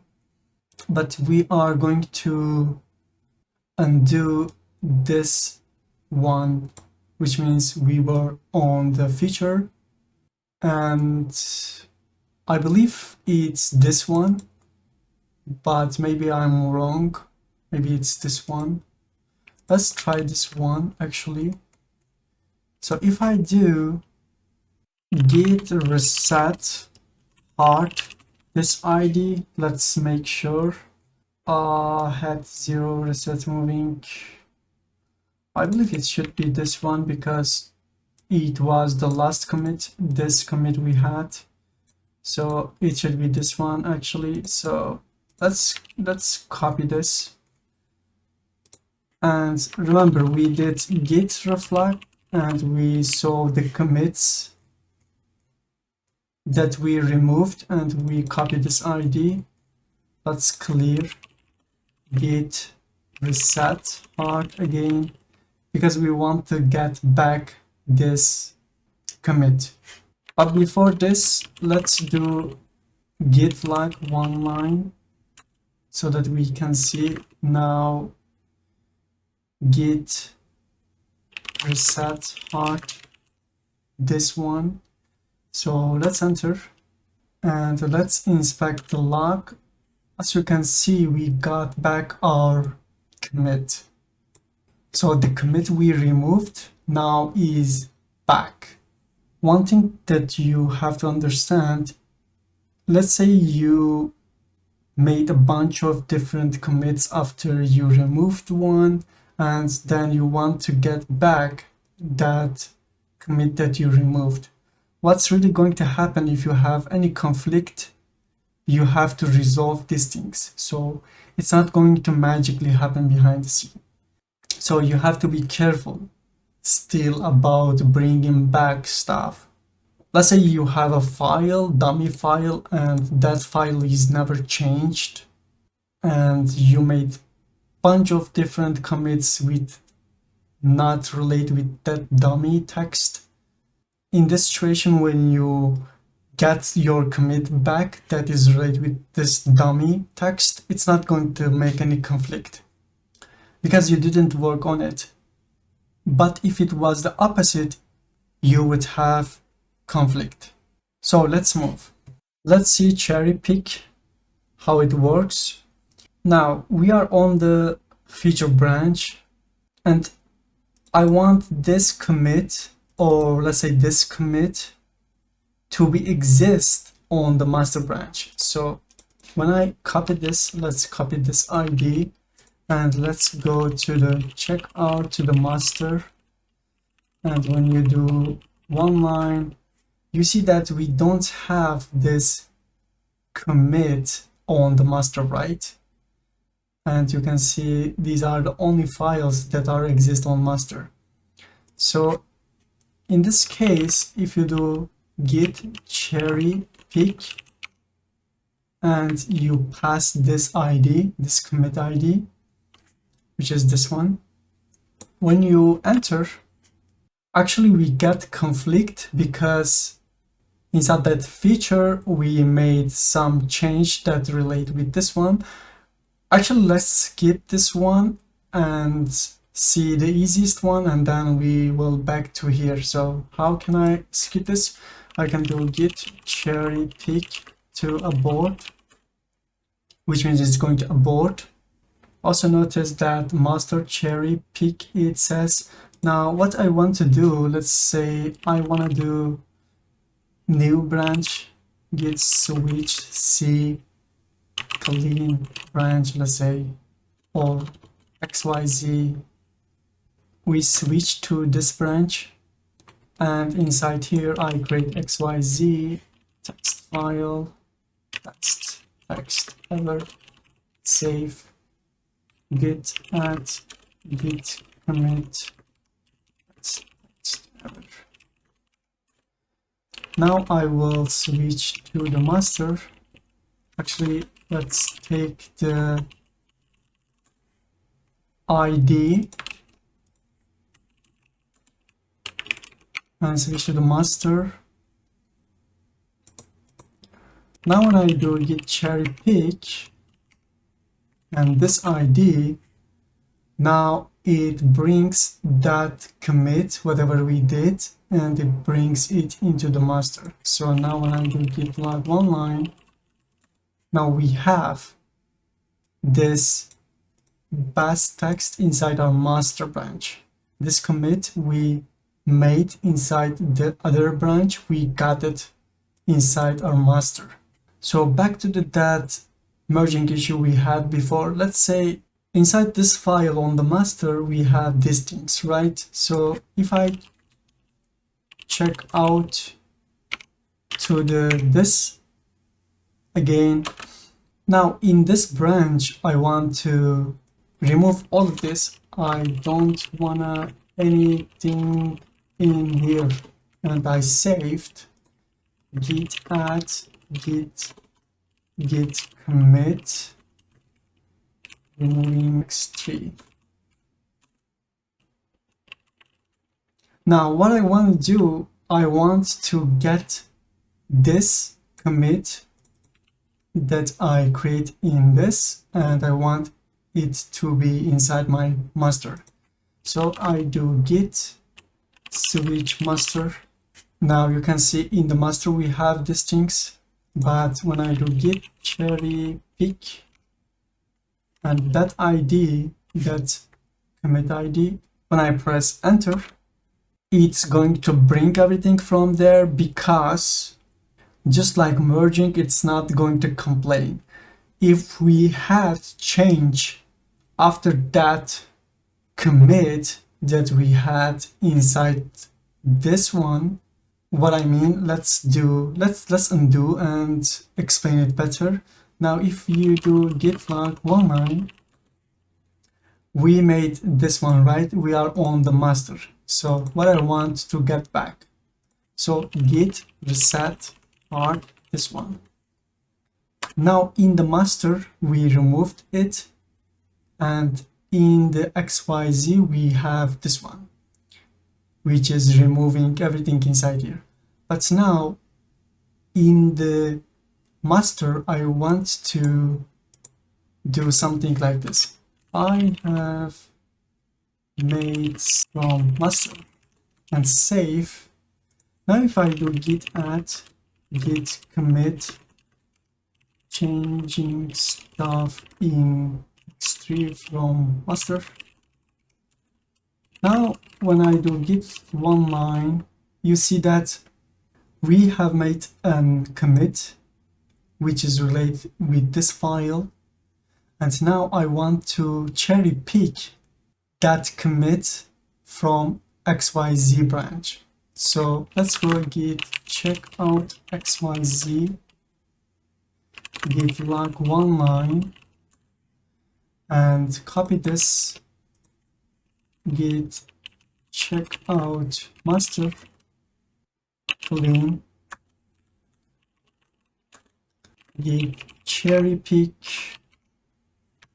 to this one. So I want to get this commit from there to master. When I enter, now we will have conflict. So it says you have to basically handle the conflict because you have the conflict for this file. I'll say, okay, I actually accept the thing that you give me inside here. So I will say accept incoming change, which means I will accept things coming from this XYZ branch. So accept incoming change. So, and then save. Now if you do git status like that, it's same thing that we saw before. And what we can do, it says git cherry pick continue. Also we can add, let's do git cherry pick continue. It's going to say, hey, commit is not possible because well, we did change but we didn't add, right? And this is why we do git add to the what, to this file. Now it's added, and now we still in there, as you can see. Now we can do git cherry pick to continue. So it's going to continue.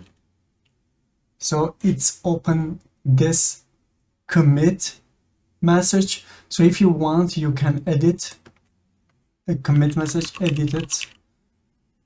By the way, if you didn't pick the default editor, this might have open in the Vim or whatever you selected while installing the VS Code. So when I save this, and as soon as I close this file, you don't have to save actually. I mean, you don't have to change your commit message. You just can save and close this file. It's completely okay. When you close, and now you can see we solved our problem and we cherry picked, which means we got this commit. And if I say git log one line, you can see we have this commit that we want to have. So this commit with a new name if you want, and this commit is still inside this branch, and this is how it works.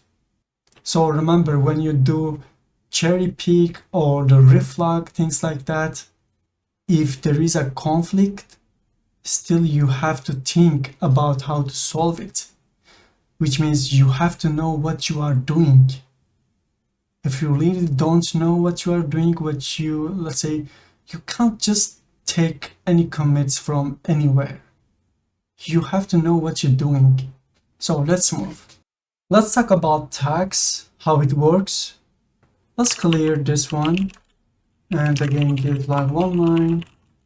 Imagine on this commit, you want to have a tag name, like let's say version 1 or anything that you want, literally. So what you can do is git tag to 1. Let's say 0, which means this commit will have the tag is 1.0. So which commit is that? This commit. When you do this, also notice there is a tag exists now in here, but it's not important. We don't have to rely on these things. So when you do git tag, now you can see that list inside here. You can do git show 1.0 and it's going to show you about that tag you have created. Also, if you do one line, it's going to tell you the tag it has is this one. You can also, let's say this is git tag to 0.5. And when you do git tag, now we have 2 git tags. You can do like this. So instead of this ID, now you can do git checkout to 0.5. Now when you enter, which means you are on that commit. So when you do this, you can see we are inside this commit. So git switch to master. Now we switch to our master. Let's say you want to delete the tag, so you can do git tag delete 1.0. Now this tag is gone. Also, there is something called annotated tag.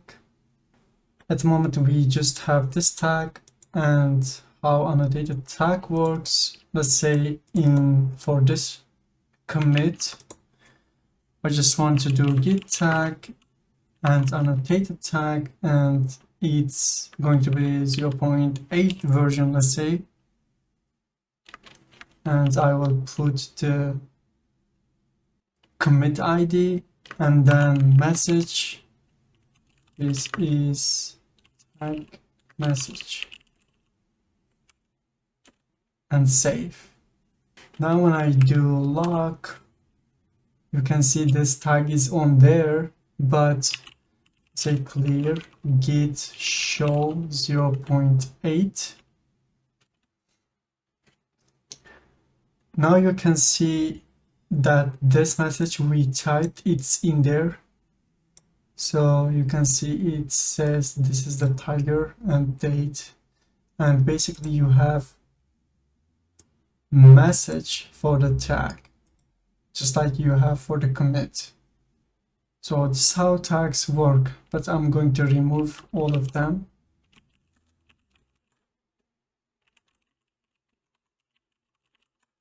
So let's move.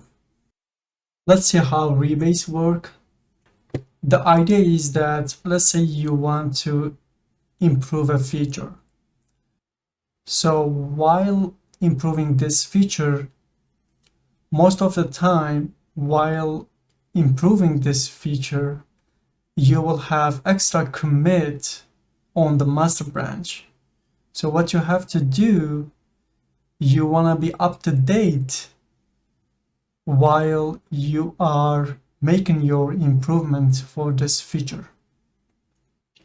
Because at the end, you want to merge this feature with the master. So if you making a feature and you don't follow the change made on the main branch, when you try to merge, it's going to conflict so badly. So what you have to do while improving this feature, you either merge from master to your feature or you use rebase so that your improved feature really up to date with the master. So after you, let's say, rebase, your commits is going to be like this. So these two commits that are related to the master is going to push your, the first commit. So basically your commit history is changing whenever you do rebase. So let's see these things on the code. I will revert things back so that we can understand easily everything. Let's say from this one, git reset part, and removing the branches. Now we have only these two files. Let's create again the feature branch. And I'm going to add F1 and F2. And these two are going to be enough to understand. Now let's back to the master.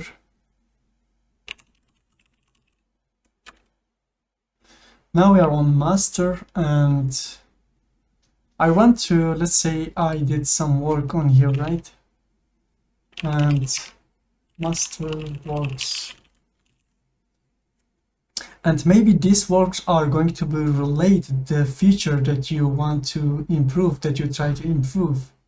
So you want to always get up-to-date data from the master while improving your feature. So let's do git add, git commit m1. So remember, now we are on the master, and maybe second commit for git add, git commit, and now we have second commit. Remember, up to now what we did git merge to the feature, right? But right now imagine that we are on the feature. What you can do, you can git merge to the master so that you can get up-to-date stuff and maybe solve some conflict if you get. It's really up to you which one you are going to use. But when you do git, let's clear first git log one line. Actually, we can do in here. Now we are in the feature and we have these commits, right? They are the same. Remember, these two commits happen after this feature. So it's in the diagram that I showed you. Just like here, these two commits happening after the feature that we work. I mean, not after, but maybe while you improving, it really doesn't matter. The thing is that we want this commit inside our feature. So we can do git rebase and master. So whenever I do this, let's say successfully rebased and blah blah blah. Now git log one line. One thing that you have to pay attention is that these IDs are not the same. So you see that we have f2 commit on the feature. We still have, we had f2 commit on the feature previously, and it has this commit ID. But right now, this commit ID has changed, which means whenever you do rebase, it's going to write your entire story for this feature branch from the scratch. So as you can see, this M1 and M2 wasn't exist before, but right now it's exist. So until here, it's same, but after that, the history rewrite. So let's say I go to the, again, git check out. Let's actually log this one in here so that we can see the IDs in here. So when I do git checkout to the master again, let's say I did again M3 and M3 work. Now I implement some work on the M3 and git add, git commit M3 from master one, git switch to the feature. Now let's clear git log one line. We see that we have this commits which we had before, but now when I do git rebase again to the master, because we made some change, we got some commit from the master. Actually, before it, let's do some change for the F3. Let's say you also did some work on the feature branch and you also commit them. F3 committed, right? Now this is your feature, but now you want to get the up-to-date data from the master. So git rebase, again it's like this, git rebase master and run. Now when you check the log, now we have M1, M2 still same like this, but we got M3 from the master. And then again, these IDs are changed, if you notice. So whenever you do rebase, the ID is going to change if it's necessary. These two IDs didn't change because it stayed on the same place. So now M1, M2, M3 from the master. So basically master commits are going to be before your commits history. So this is how it works. But whenever you use rebase, you have to be really careful, because later on, if you want to merge these things to the master, I mean, usually don't do this.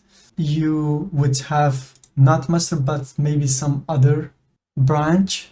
So basically when you use rebase, you have to be really careful and your teammates should know what you are going to do. You have to inform them. So this is how rebase really work. Let's move. Now we have learned how Git works. It's time to understand about GitHub. Up until now, we work locally. We had a folder, which is our project or repository, and we had control about versions. Now let's say you have a folder like that and you want to host this on the internet, and you want to other people can see it and maybe contribute it, and same for you. And this is why GitHub exists. So the first thing that we have to do, we have to somehow let GitHub to know our computer. So for this, we have SSH-key. So it's basically will let your machine and GitHub account connect each other so that you can work with the GitHub. So go to the GitHub and create an account if you don't have, and then you will go to the settings and you will go SSH this section. Now, just because I have already my SSH key, and I'm just going to show you how you can do this step by step. And this article is really great, so you're not going to have any trouble to follow along with this article. But let's see what it does. Now let's talk about the SSH, and then first article we will check this one. So you open your Git bash. Probably you will have it because if you install the Git, probably it's coming with the Git. I believe it's manually or automatically installing. Anyway, once you install your Git bash, then you open your Git bash. Now I open my Git bash. You just type Git bash in your computer and you get the Git bash open. So you will type this command. Once you type it, you will get this result. If you have your SSH key, if you don't have, you will have to create it. You will have to generate it. So if you have these things, which means you don't have to generate again, but if you don't, you will generate it. How we generate it? You basically go type this command, and then your email address, actually your GitHub email address, you will tap in here, and then you will press enter. After that, there is this phase. You can just skip this by pressing enter, or you can type any password that you want, and this phase is for security, more security things, so you just can skip this if you want. It's not your password about GitHub. It's actually something that you can type 2 times, so it's going to make more secure. After you've done this, it has this phase, but we are going to skip this one. We don't need this. Also, we don't need this also. We skip this too. Now we want to add our GitHub account, the SSH key.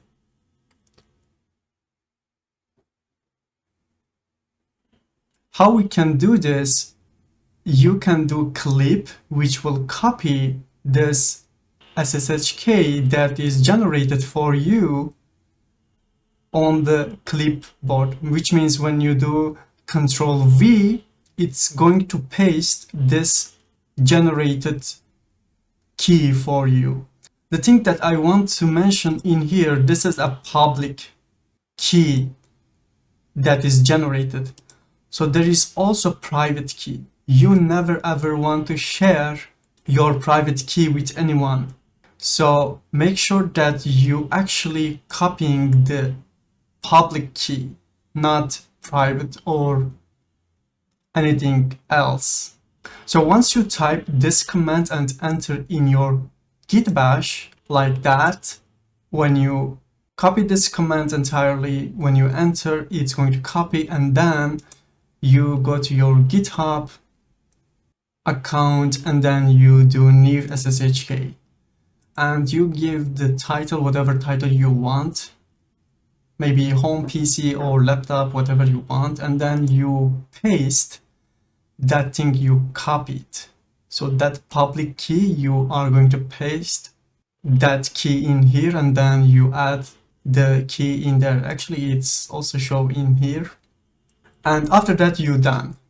Now your computer and GitHub can work together, which means GitHub will know it's actually you that is trying to push or making commits to the GitHub. And this is why we are doing this. So after done this, now we can work with the GitHub. Now what I'm going to do, actually, I will remove these things that we work on. I will try to make things clear. Now once I removed, you see this is also disconnect because we don't have any commit. We don't have actually repository at the moment. Now I want to also remove everything in here. So basically it's empty folder at the moment. Now, there are two ways that we can put our repository into the GitHub. So I'm going to show you the both way. Let's start with this one. Now I will create x1 file and I will just put x1 into it, and then I will do git init. You can also do git init at first, it really doesn't matter. So now I have my Git repository initialized for this folder, and now it says, hey, you have this file and it's untracked. Okay, I will say I want to add this and I want to make my first commit for this repo. So I did this. Now when I do this one, now you can see we have this repo, and it's only on our machine, right? It's local. So what I want to put this into the GitHub. How can I do this? Let's see. Now I opened my GitHub account and I want to go my repository and I want to add a new repository. So I'm creating new repository in the GitHub. So we have to give a name, let's say best way, and you can skip all of other things. And I'm going to make it public for now. You can add readme file, but I'm going to skip this also because I want really clean repository. So when I do create repository, it's going to create our repository. These two messages show us how we can work with Git, but if you don't know how things work, it's really hard to understand. So it says you can push an existing repository from this command line. So what does this mean? If you have existing repository, local repository, you can push that repository into here. So this is what we are trying to do at the moment. This is way one. So what I can do, just like they say, at the moment it's master. Now let's go step by step. I will copy this. By the way, I want to show you some stuff also. When I do git remote and v, it doesn't show anything, right? But after I pass this one, which is the GitHub says me, it says make a remote connection between your repository and this online repository. So what we are doing is right now is this one. So, and this link comes from here. When I do this, now when I do git remote, now you can see these things are showing us this information, which means now we have connection between this repository and this one. But we have to push, but before we push, we need to change the branch name. So we're going to change from master to main. By the way, you can change any branch name that you want. Also, you can make any branch to master. Let's say you make the feature and later on you want this feature actually be your master branch. This is possible. And then you can remove the original master. So the master branch is just a branch like the others. So when we do this, now our master branch name changed to main. So when you do git branch, it's have only main branch because we changed its name. Now this is extremely important. This -u stands for set upstream. I will cover this in detail soon, But let's just copy this. But before to copy, I want to also show you another command which is extremely important. When you do git branch like that, now you see that we have main and it's like that. When we make a connection, what does this mean? It says, hey, push to the origin, which is this one, its name, to main branch. So when you do this, it's going to push your work into here also. Now when I do git branch this command, this means this main branch is now has connection between the origin main, which is remote, which is the origin main on the GitHub. So this is extremely important normally. So now if you want to do any change, you just can do git push, and when you enter, if you have any change, it's going to automatically target to the origin main because you already set up in here. Anyway, this is a bit detailed, but I will come this soon. But right now, when you refresh, just close this one. You know, we did push our work to the GitHub. Now, if I refresh, what I did in locally, now it's on GitHub. So if I do again x2 and like that, some other works, and save, and git add, git commit, second commit, right? Now I made second commit and I want to push this second commit to the here. Now if I refresh, nothing change, right? Because we didn't do anything. So I can do git push origin, which is the name of the remote, and origin main. I want to push to the main branch. So when I do this, it's going to push to the main branch. So when I refresh, I got my second commit. Also, you could do git only push. This is going to work because we set up this one. Because when you do this command, you are going to see this main, this local main, is bind to the remote main. And this is why you can use only git push. And it's going to target automatically origin main for you. But anyway, this is the first way that you can connect your local repository to the GitHub repository. Now let's see the second way. It's similar, but it's important for us to understand. The second way is like this.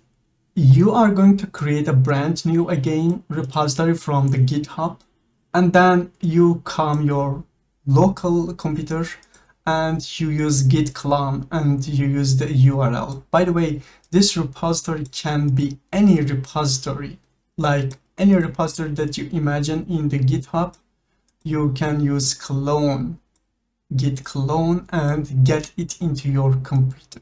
Let's see this.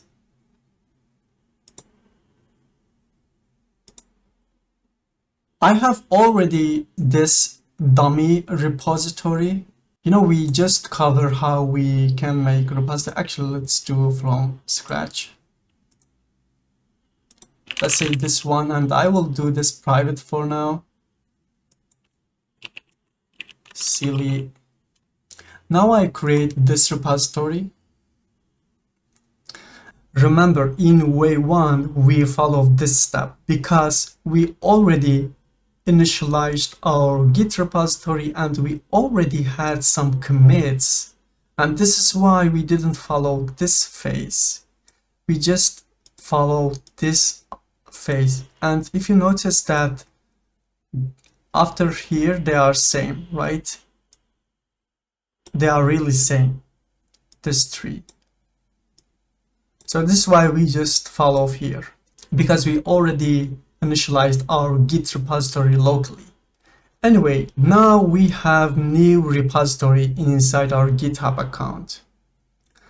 Now, even though it's empty, as you can see, what I can do, I can grab this one and copy this one. Now, any location in my computer, let's say in my computer, I open this folder and it's really empty folder. What I can do, I can initialize my terminal inside this folder. Like I said, any folder. And when I do git clone and copy this address and save, now it's going to get my Git repository into my computer. So now I can do also, let's say cd pr like that inside here and code like that. It's going to open inside the VS Code. But also I can do this.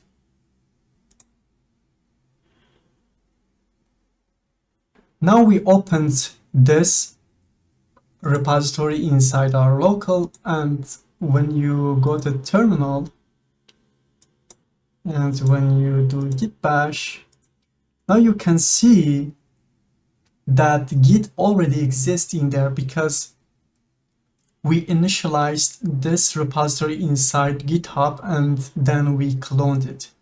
Now the differences is things are already has set up for you. What I mean, so when you do git remote and this, you see that this informations that we did manually before in way 1, now it's already in there.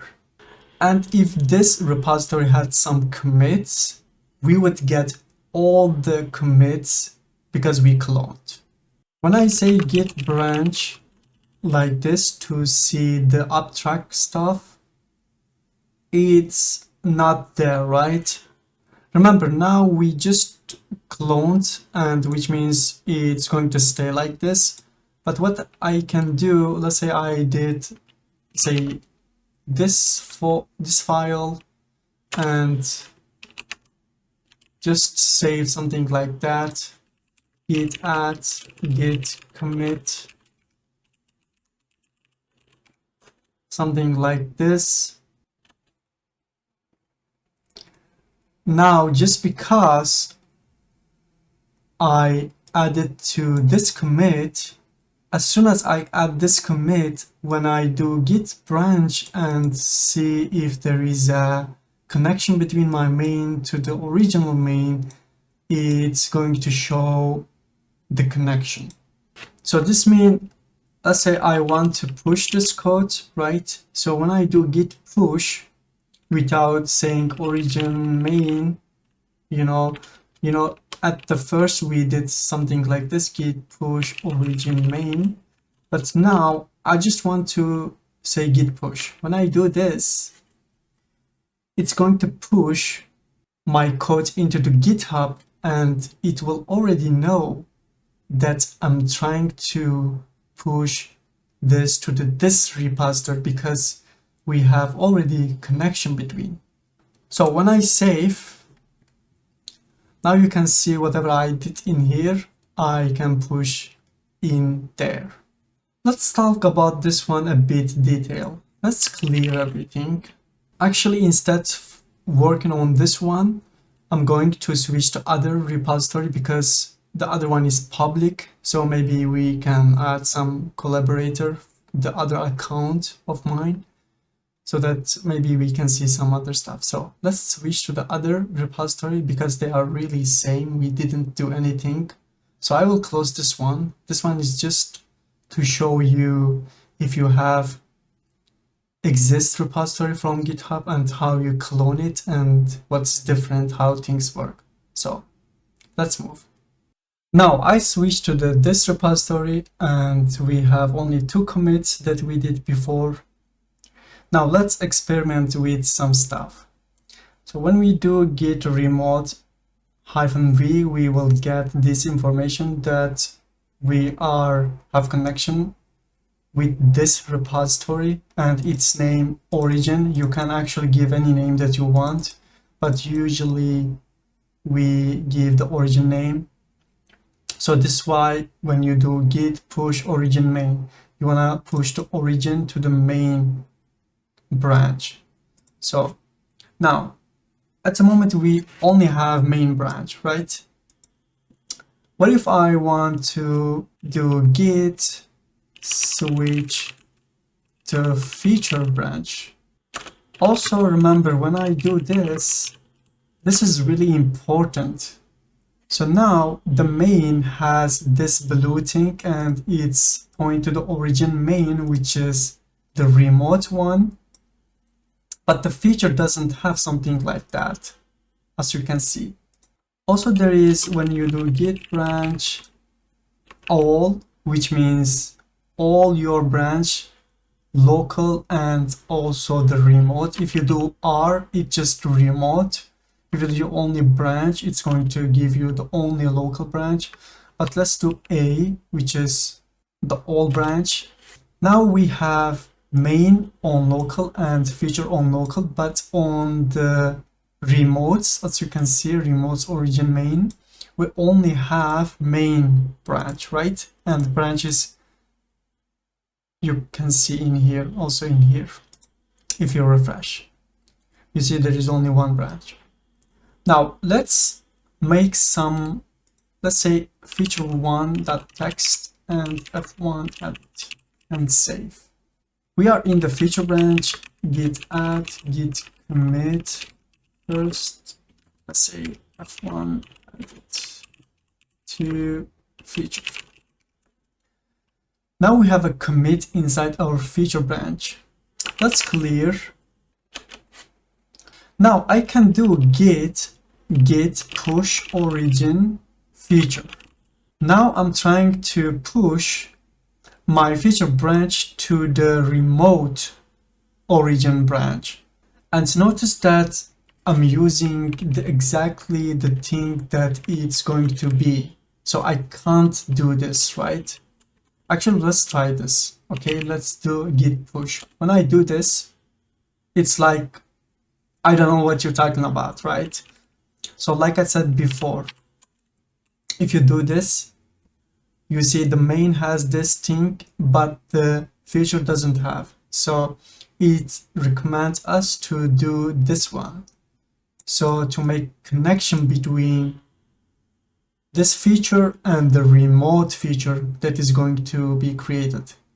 But at the moment, let's just do git push origin feature. Now I'm able to still push there and it's show in here. So at the moment, when we refresh, now we have two branches and it's shown in here. But remember, still, if you do this, there is no connection between still. So now, if I want to set upstream to the feature branch that I have on local to the remote one, what I can do this one. Git push set upstream origin feature. When I do this, well, it's going to say, hey, everything is up to set. It's been up to date. And it gives us the information about what we did.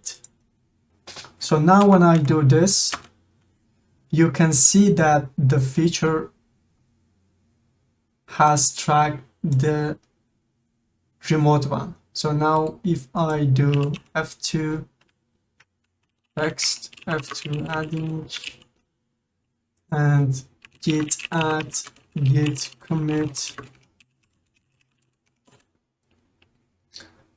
now we have F2 commit inside our local, and what I can do, git push, just git push, because we already have this setting.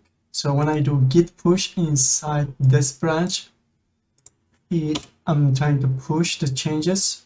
Now it's going to push, it's going to work, because it knows where to push our changes, because we have set up on here.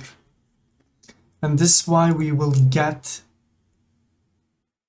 our second commit that we did. Actually, if we switch, now you can see the commit we did is in here. Let's do some opposite things, which means we are in the future and I will add some file or some commit. Let's say I'm going to do in here, assume that other person made change and push the code into the future, and let's say other person changes, and I will give the commit message in here, which is, let's say other person, let's say feature commit F3, let's say something like that. It really doesn't matter. So when we commit this change, now if we come here and if we inspect the feature branch, you can see we actually have additional commit, right? It was 4. So when I do git log 19 on my local, I don't have that commit inside my local. So how do I get this? Let's do git fetch. So remember, when we do, let's clear git remote this. Now if I do git fetch and I will fetch the origin, now it's going to fetch all of the origin, the remote repository. It's going to fetch the information. So when I do git log again, git log 19, well, I didn't get anything. It's like nothing worked, right? If we had any branch that didn't exist in our local but exist in the GitHub, with git fetch, it would see that we don't have this branch into our local, and it's going to fetch up-to-date data from there. So it's taken all the information from the GitHub to your local so that you can be up to date. So for this purpose, in order to get this commit, we can do git. Instead of fetch, we will use git pull origin feature. Now what it does, it took this commit that exists on this feature branch and it took our local repository.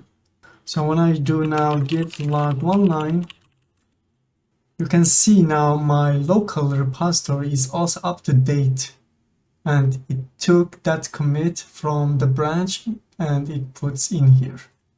So now let's say git remote and all the, again, not git remote, git branch, let's clear git branch, all the branch that we have. Let's create another branch in here in GitHub. I will do new branch by GitHub, branch by GitHub, and create branch. Now as you can see, we have 3 branch. So now when I do git branch A, now my local repository doesn't see this newly created branch. In order to see this, we can do git fetch and origin, which means I want to get up-to-date data from there. Now when I do git branch A, now you can see we have this newly created branch from the GitHub. Now we have also in our local repository, which means we can see it, it's there. And this is how we can use fetch. Also, there is another command is called this one, ls remote. When I do this, you can see that we got information about the remote repository. So it shows all the information about the remote repository. But let's see what we can do in here. You see that we have on the GitHub, we have this branch, but in our local, we don't have. So how we can get this branch inside here? But before doing this, again, I will do this git branch. Now our feature and main has connection between the remote branch. As I said, the goal is to take this branch into the local one. So pay attention. If I do git switch and I will type exactly the same name that is remote has. So when I do this and enter, now what's really happened, it took that branch that is exist on the remote. Now we have it on the locally. So if I do git branch a, actually you can see we're already in it. You see that we have this branch. The important thing is when you do git branch this, now this branch doesn't have any relationship between this and the remote one. Let's undo this step and I'm going to show you how we can make connection in easiest way in this situation. So to undo these things, I will git switch to the feature and then I'll do git delete, git branch delete this branch that we created. Now it's deleted because it was really empty. Now git branch a, you can see it's like the old one. Also we can do git fetch to be sure everything is okay. So let's clear git branch a, git branch this one. Now I wanna take this branch to my local again. So I will do git, instead of switch, I will do checkout. And when I do this, now when I do git branch, this one, you can see now it has connection with checkout. When you create with the checkout, it's going to have the connection. And these things are really important. Now in this feature, if I make something, let's say,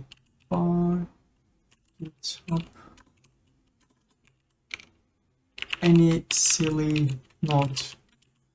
So I can do this, git add, git commit, this feature, like this.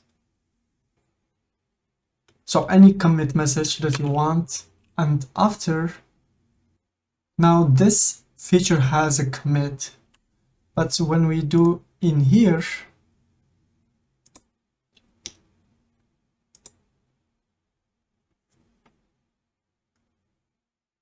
you can see, actually you can see in the main also, it doesn't have any commit by this feature, by this branch. So now when I do git push origin, this branch name, but just because we have connection, we don't actually have to do this. We can just do git push. If I do git push, it's going to recognize it. So it's going to work and when I refresh, you can see it sees that change we have made. So this change that we have made, it exists in this branch. Let's try something new. Again on GitHub, Let's create a new branch. And let's call this header. We create branch. Now inside this branch, I'm going to make a commit. So inside this header, I'll create a new file. And let's say h1 next.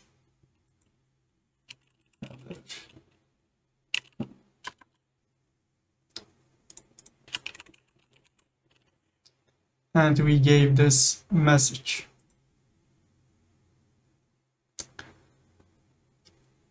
Now let's clear this and say git branch.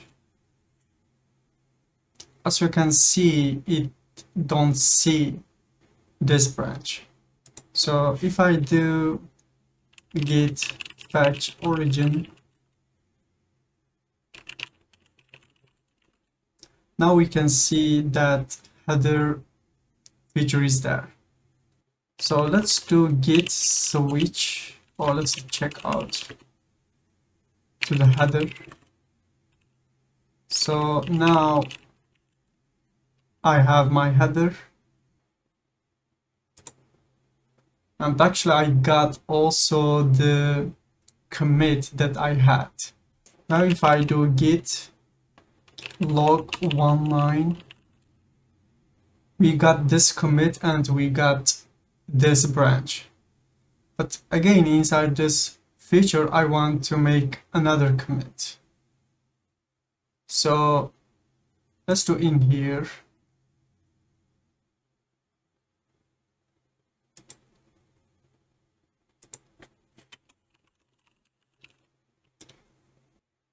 We gave this message and we saved it.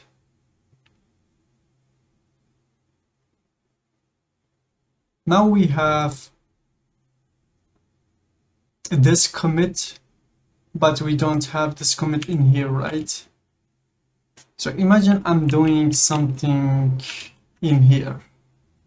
Somehow, let's say J1 text inside the header branch. And I want to do some stuff. It's saved. Git add git commit locally commit and J1. Now when I inspect and also when I do this like that.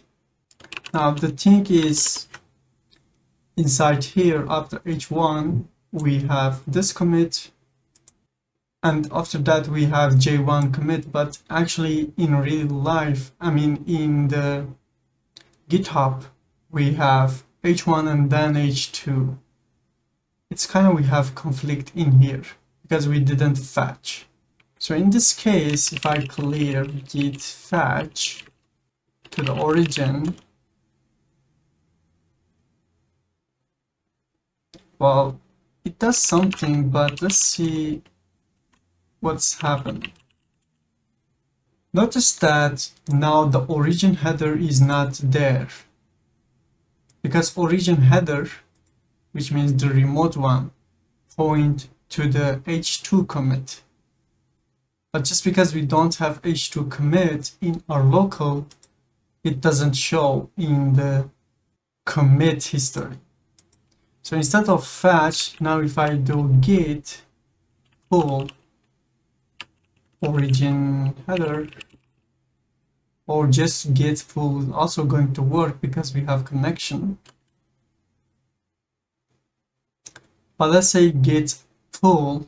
So what's happened actually, Git recognized that we had this commit after h1 and it merged things. So when I do git log one line, you can see now the origin header is point to the what, h2 again.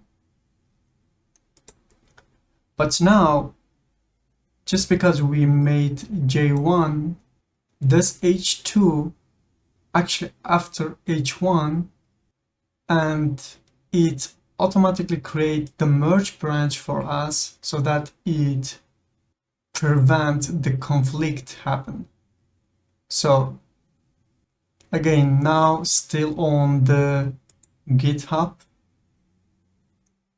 we don't have this one, right? Because we didn't push.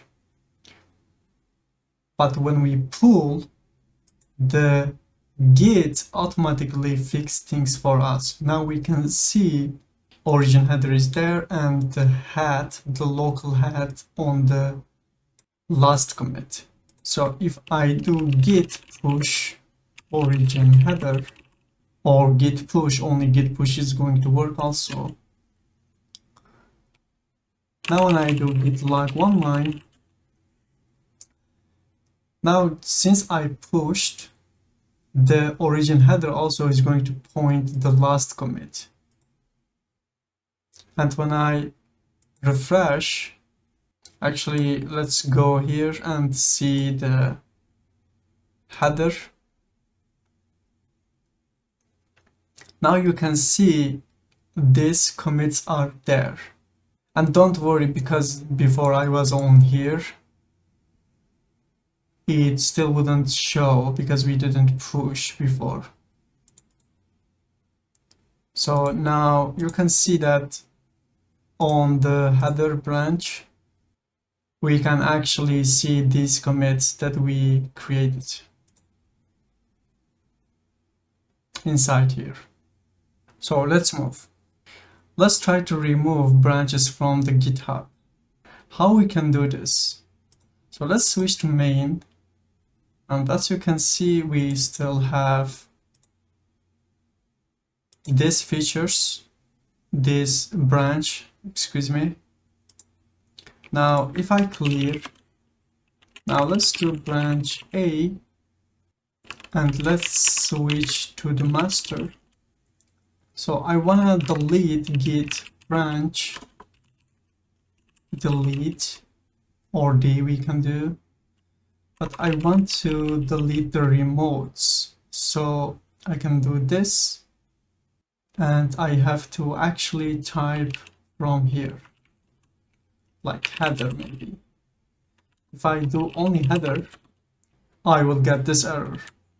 It will not recognize it. So what I can do this one and do the header. Or I can type exactly the same name like this, but this is the short. So I will do this. Now it says deleted remote tracking branch. So what does this mean? So when I do git branch A, well, it's gone from there. But when I do also this, let's see, you see that it says gone in here.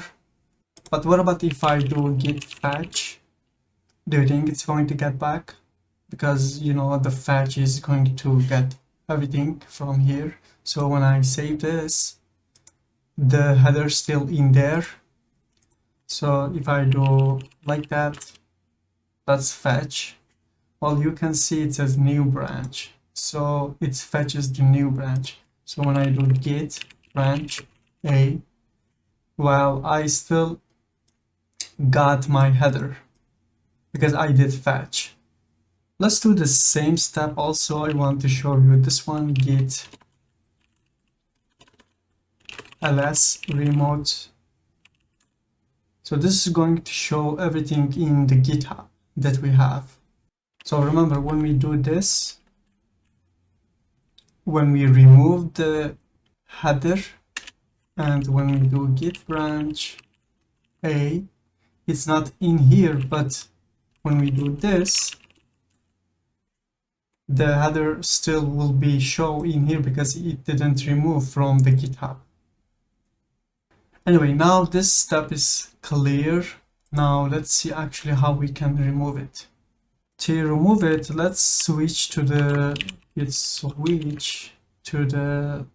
master or main. We can do git push origin and delete, and I want to delete the header, so just header. And when I run this, now you can see it says deleted header, and from GitHub it's like. So when I do actually this one, actually we didn't have this, but when I do git ls remote, now the header is gone. Also when I, it was there, when I refresh, you can see now the header is gone. So even if I do git fetch origin, and actually there is nothing to fetch, you can see there is no information. But still, if you want to do branch like that, we don't get any header feature in here. Of course, if you want to create again, you can push your header locally because it's still in your local. But if you really want to get rid of it also, you can do git branch like that and header. Now we also removed our locally created header, and this is how we can remove branches from GitHub. Let's see something else. Let's clear everything and let's see what we have. Now you can see inside the main we have this 2 commit, right? Also in the remote, we are on this commit, and locally we are also on this commit. Even though if we do git pull, you see everything is up to date. So in the main, we have 2 commits. Now let's assume I want to remove the second commit, which means I want to remove this one. So what I can do is git reset hard, and it's going to remove this commit, right? Now I just have the 1 commit. If I try to push this to the GitHub, what's really going to happen? But before doing this, I just want to make clear how pull works. So if I do again git pull, now what it's going to happen, it will take this commit that it has in GitHub, it will put that commit into our local repository. So now when I do git online, you can see we got back that commit. But again, I want to remove it, so I removed. Now if I do online, I just have 1 commit. So I want to do git push to main. Let's just do git push origin main. Also you can do this, remember. But what's really happening, it says updates were rejected because the tip of your current branch is behind. This means we have 1 commit in here, but inside the remote we have 2 or 3 or 5 or 10, which means the thing that we try to push is behind the GitHub repository, so it's not accepting this. So it says, hey, in order to prevent this, what you can do git pull, so that it will get all the commits that you are missing, so you will get it. So we know that we can do this because I showed you, but we're not going to pull actually, because if we pull, this means we will get this commit, but we don't want to do this. What we want to do, and also it gives another hint, which means if you do git push and help, or short for like this, you can have a bunch of information, and one of them is this one. So what I'm going to do, I will do git push, and I will do F, which means force. I will force to push, and I will do origin main. If I don't want to put, I can just do this. So when I do this, what's really happening?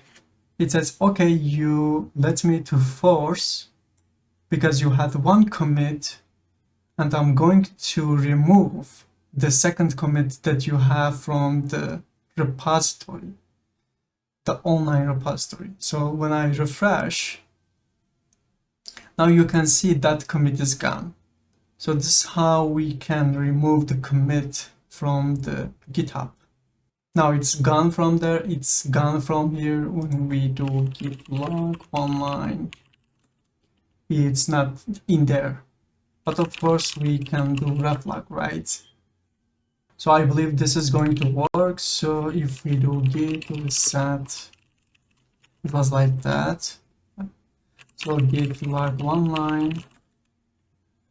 Now we got our second commit again in here. So if I do git push, just git push is going to be enough. And yes.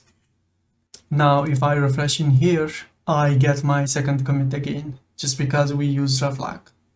Let's move. Now I want to talk about git clone and the fork. On the right side, I have my original account, and on the left side, this is just the dummy account. Actually, this dummy account is older than this one, and I believe it was, yeah, it's older than this one. Actually, I had 2014 or something like that, the account, but I completely forget its name. Anyway, back to the topic.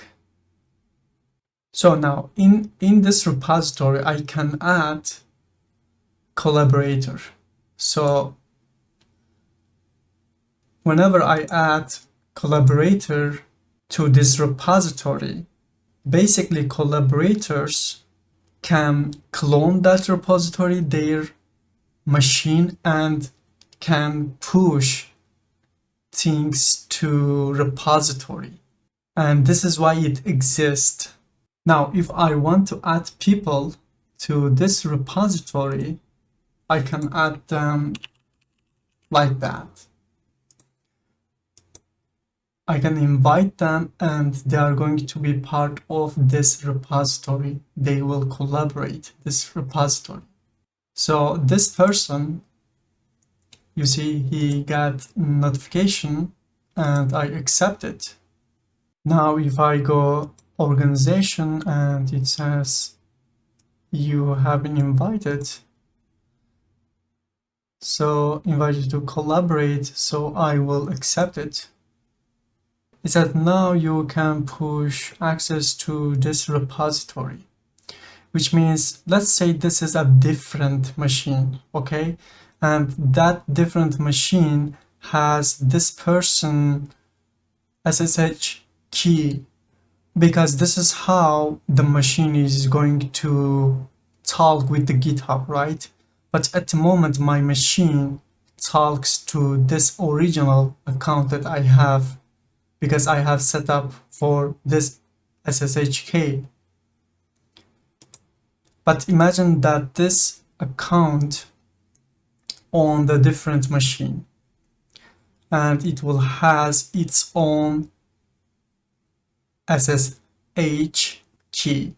Now, whenever I clone, so let's say I clone this one, you know, we did this progress.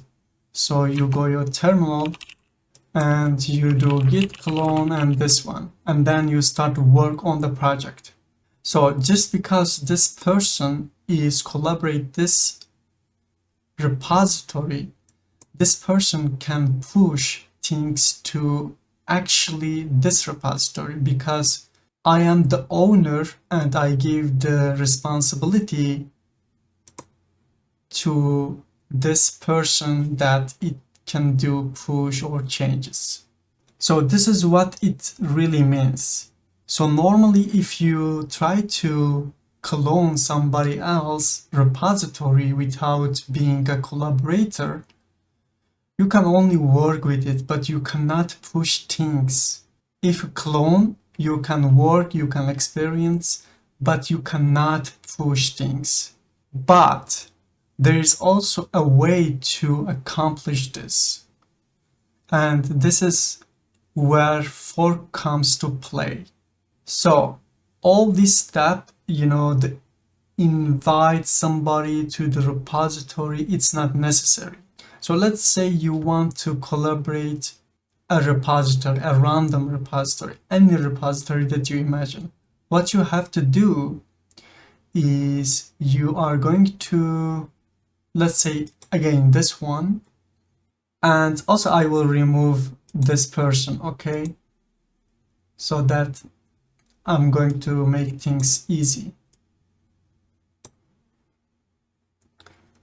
So now I removed him, so he is not the collaborator anymore. But this person, imagine this is a random person and he wants to make change to my repository. What he can do, he can fork.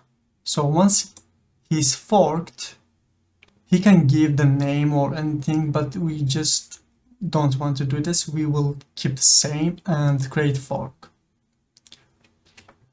Now what's really happened, it has forked from this person, and now this repository, it's like we have the own of this repository. Now when I do this, notice that it's vgeza, right? I will just call this v. I have no idea even what this name is mean. It's just random name.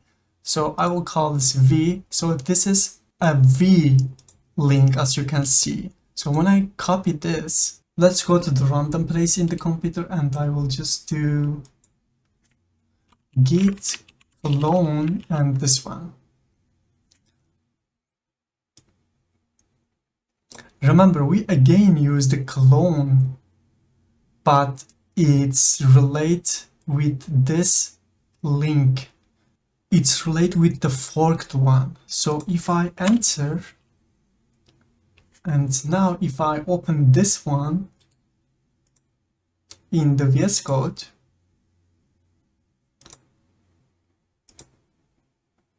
I can handle things also inside here, but I don't want to confuse anyone. So I will close this one. I can do cd and use the terminal inside here, but I am opening the in VS Code, so everything is clear. Let's go to the bash. Now, when I do git and remote, now you can see its origin vgeza, right?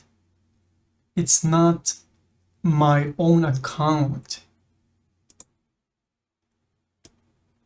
It's not showing this one, because remember, this one has different URL, but it shows this one. So what we can do, and imagine this is a different computer. You can experiment, you can do any change that you want. So let's say I'm on main, right? Let's say I made x3 and I do text x3 by vgeza, and I saved git add git commit x3 by vgeza. Now also let's do this. You can see it has connection, and if I want to push, just git push origin main. Also git push is going to work alone. This didn't work right now. Why it didn't work? Because my SSHK is related with this one, so it doesn't allow me to push. Actually, it would push if I had this SSHK on my computer right now. But right now what I'm going to do, I will do these things to manually. So normally what you do this, you push this, and it's going to push to the what? To this repository. to your repository, because right now you are the owner of this one. So let's do this. Add create file x3, just same stuff, right? And commit by geza, and let's say x3 also, and commit. Now nothing is changed, right? Actually, if we do this, git status, now we still have connection. We can do pull. Well, we will have conflict because in the local we did some stuff.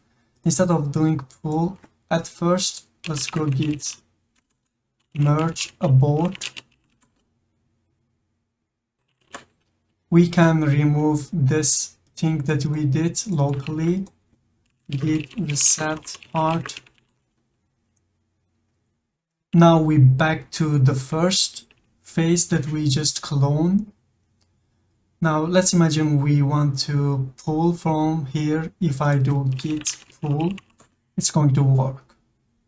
So what we did in here is it has connection, but we cannot push because the SSH key is different.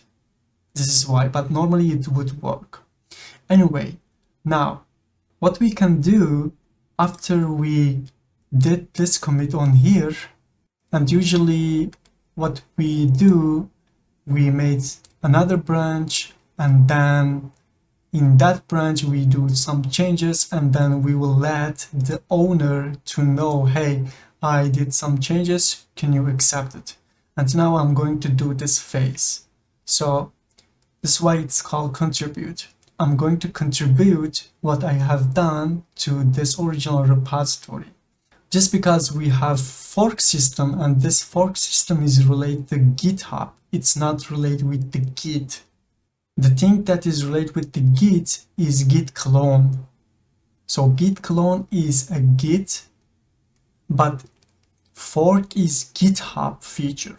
So now what we can do, if I do contribute and open pull request, so what it says, this branch is one commit ahead of this branch. So this forked repository, which means we did one commit and it's one commit ahead from this one, because we haven't changed anything in here, right? And to constantly check it, you can sync, so you can fetch in another word. Anyway, let's create the pull request. So what this means, I'm saying, hey, from my forked repository and its main branch, I want to contribute to original repository, which means base repository, to the main. You can click here, enable, disable if you wish. This is the way how you can contribute, and it's also show you that you are able to merge. So you can type, leave comments, hey there, I did Git Works, can you please check? Something like this. So when you create the pull request,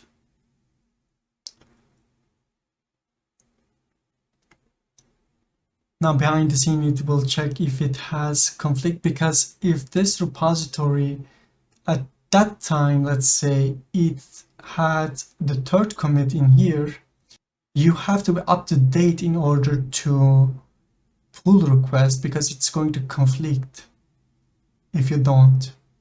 So anyway, now I'm on my original account, and if I refresh, you see that there is a pull request.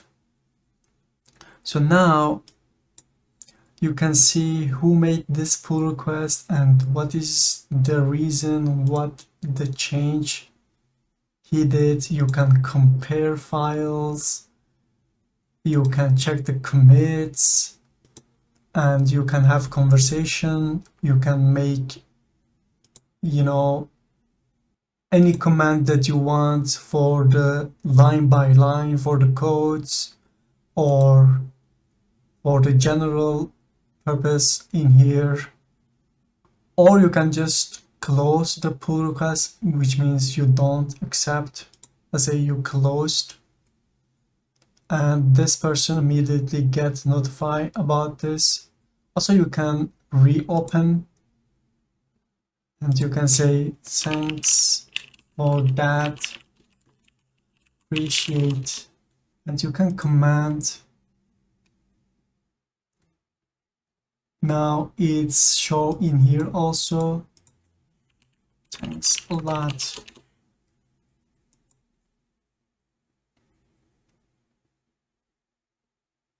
Anyway, now if I want to merge, you see that you can create a merge, you can squash the merge, you can rebase, whatever you want. We cover these things. I'm just going to create a merge commit. So when we do this and confirm, now it's merged. So when I go my original repository, so we will see this change, and it's made by this person. So you will see merge pull request 1 from this person, this person's main branch.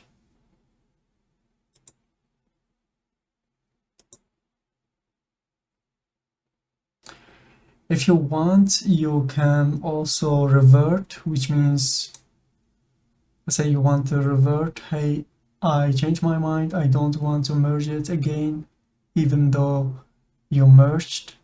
You can do revert commit by this person, and it's going to revert 1 commit back. So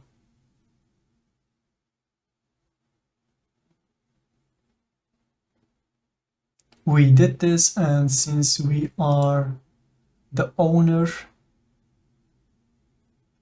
we can just accept this one.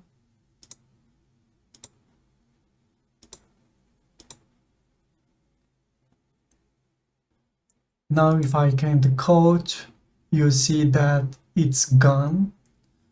But remember, if you do checkout to here, you're still going to see that commit that you made, because it's in the history. So this is how Git clone and fork works. Remember, the main takeaway is that if you clone, and if you're not collaborator of that repository, there's no way for you to update things. But if you are a collaborator, you can update things with any repository if you are a collaborator. So if you're a collaborator, you can do git clone, and then you can push things to that repository. But if you're not collaborator, you can fork, and then you can start work on the forked one, and then you push your changes, and then you create the pull request, and the owner is going to get notified about this pull request. So the owner is going to check what you have done for them. And this is how the flow really works. But also I want to show you something else. Remember, we cloned from this one, right? The forked one. So when we do, let's say clear git remote like that, this is related with the v, right? But what we can do git at, let's say original repository, or you can say upstream, usually its common name, but let's say original repo, it's more clear. And then we do this, which means I'm adding this to the remote repository so that I can also work from here. So when I do this, actually I forgot to put git remote at this one and save. Now when I do git remote this, now you can see, imagine this is the V computer and he's working on these two things. Now he has control with the origin and also the original repo, which is the person who really the owner of the repository. So why I'm showing this, you can do git fetch not origin but let's say original repo. You can work like that, just like when you have in here sync, you can do this manually like this, but if you set up like that, you can actually do with the command line also. So this is how git clone and fork works. The one thing that I forgot to mention is git ignore file. What this means, when you make this .git ignore, the Git is going to recognize this file and it's going to read inside. So let's say I have a secret text file in here and I don't want to push this file into the GitHub. So basically this file never ever going to be inside GitHub. In order to do this, you will type the file name inside here. So when I say secret.txt inside git ignore and save, now when you push your repository to the GitHub, it's not going to upload this file. Usually in your project, you will have a folder which calls node modules. So things like that, you don't want to push to the GitHub because it takes space for no reason. And you can ignore the folders also, which is like this.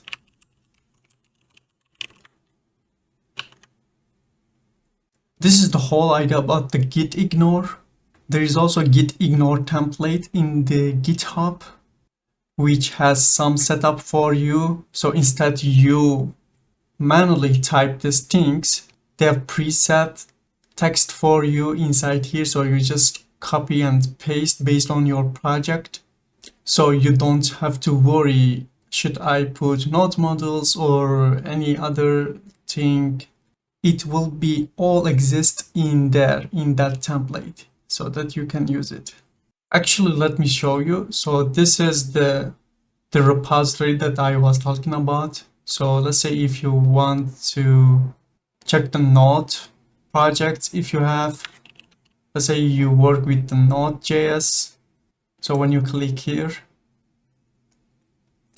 you can see all of these things are set up for you. So you can just copy these things and paste in your git ignore.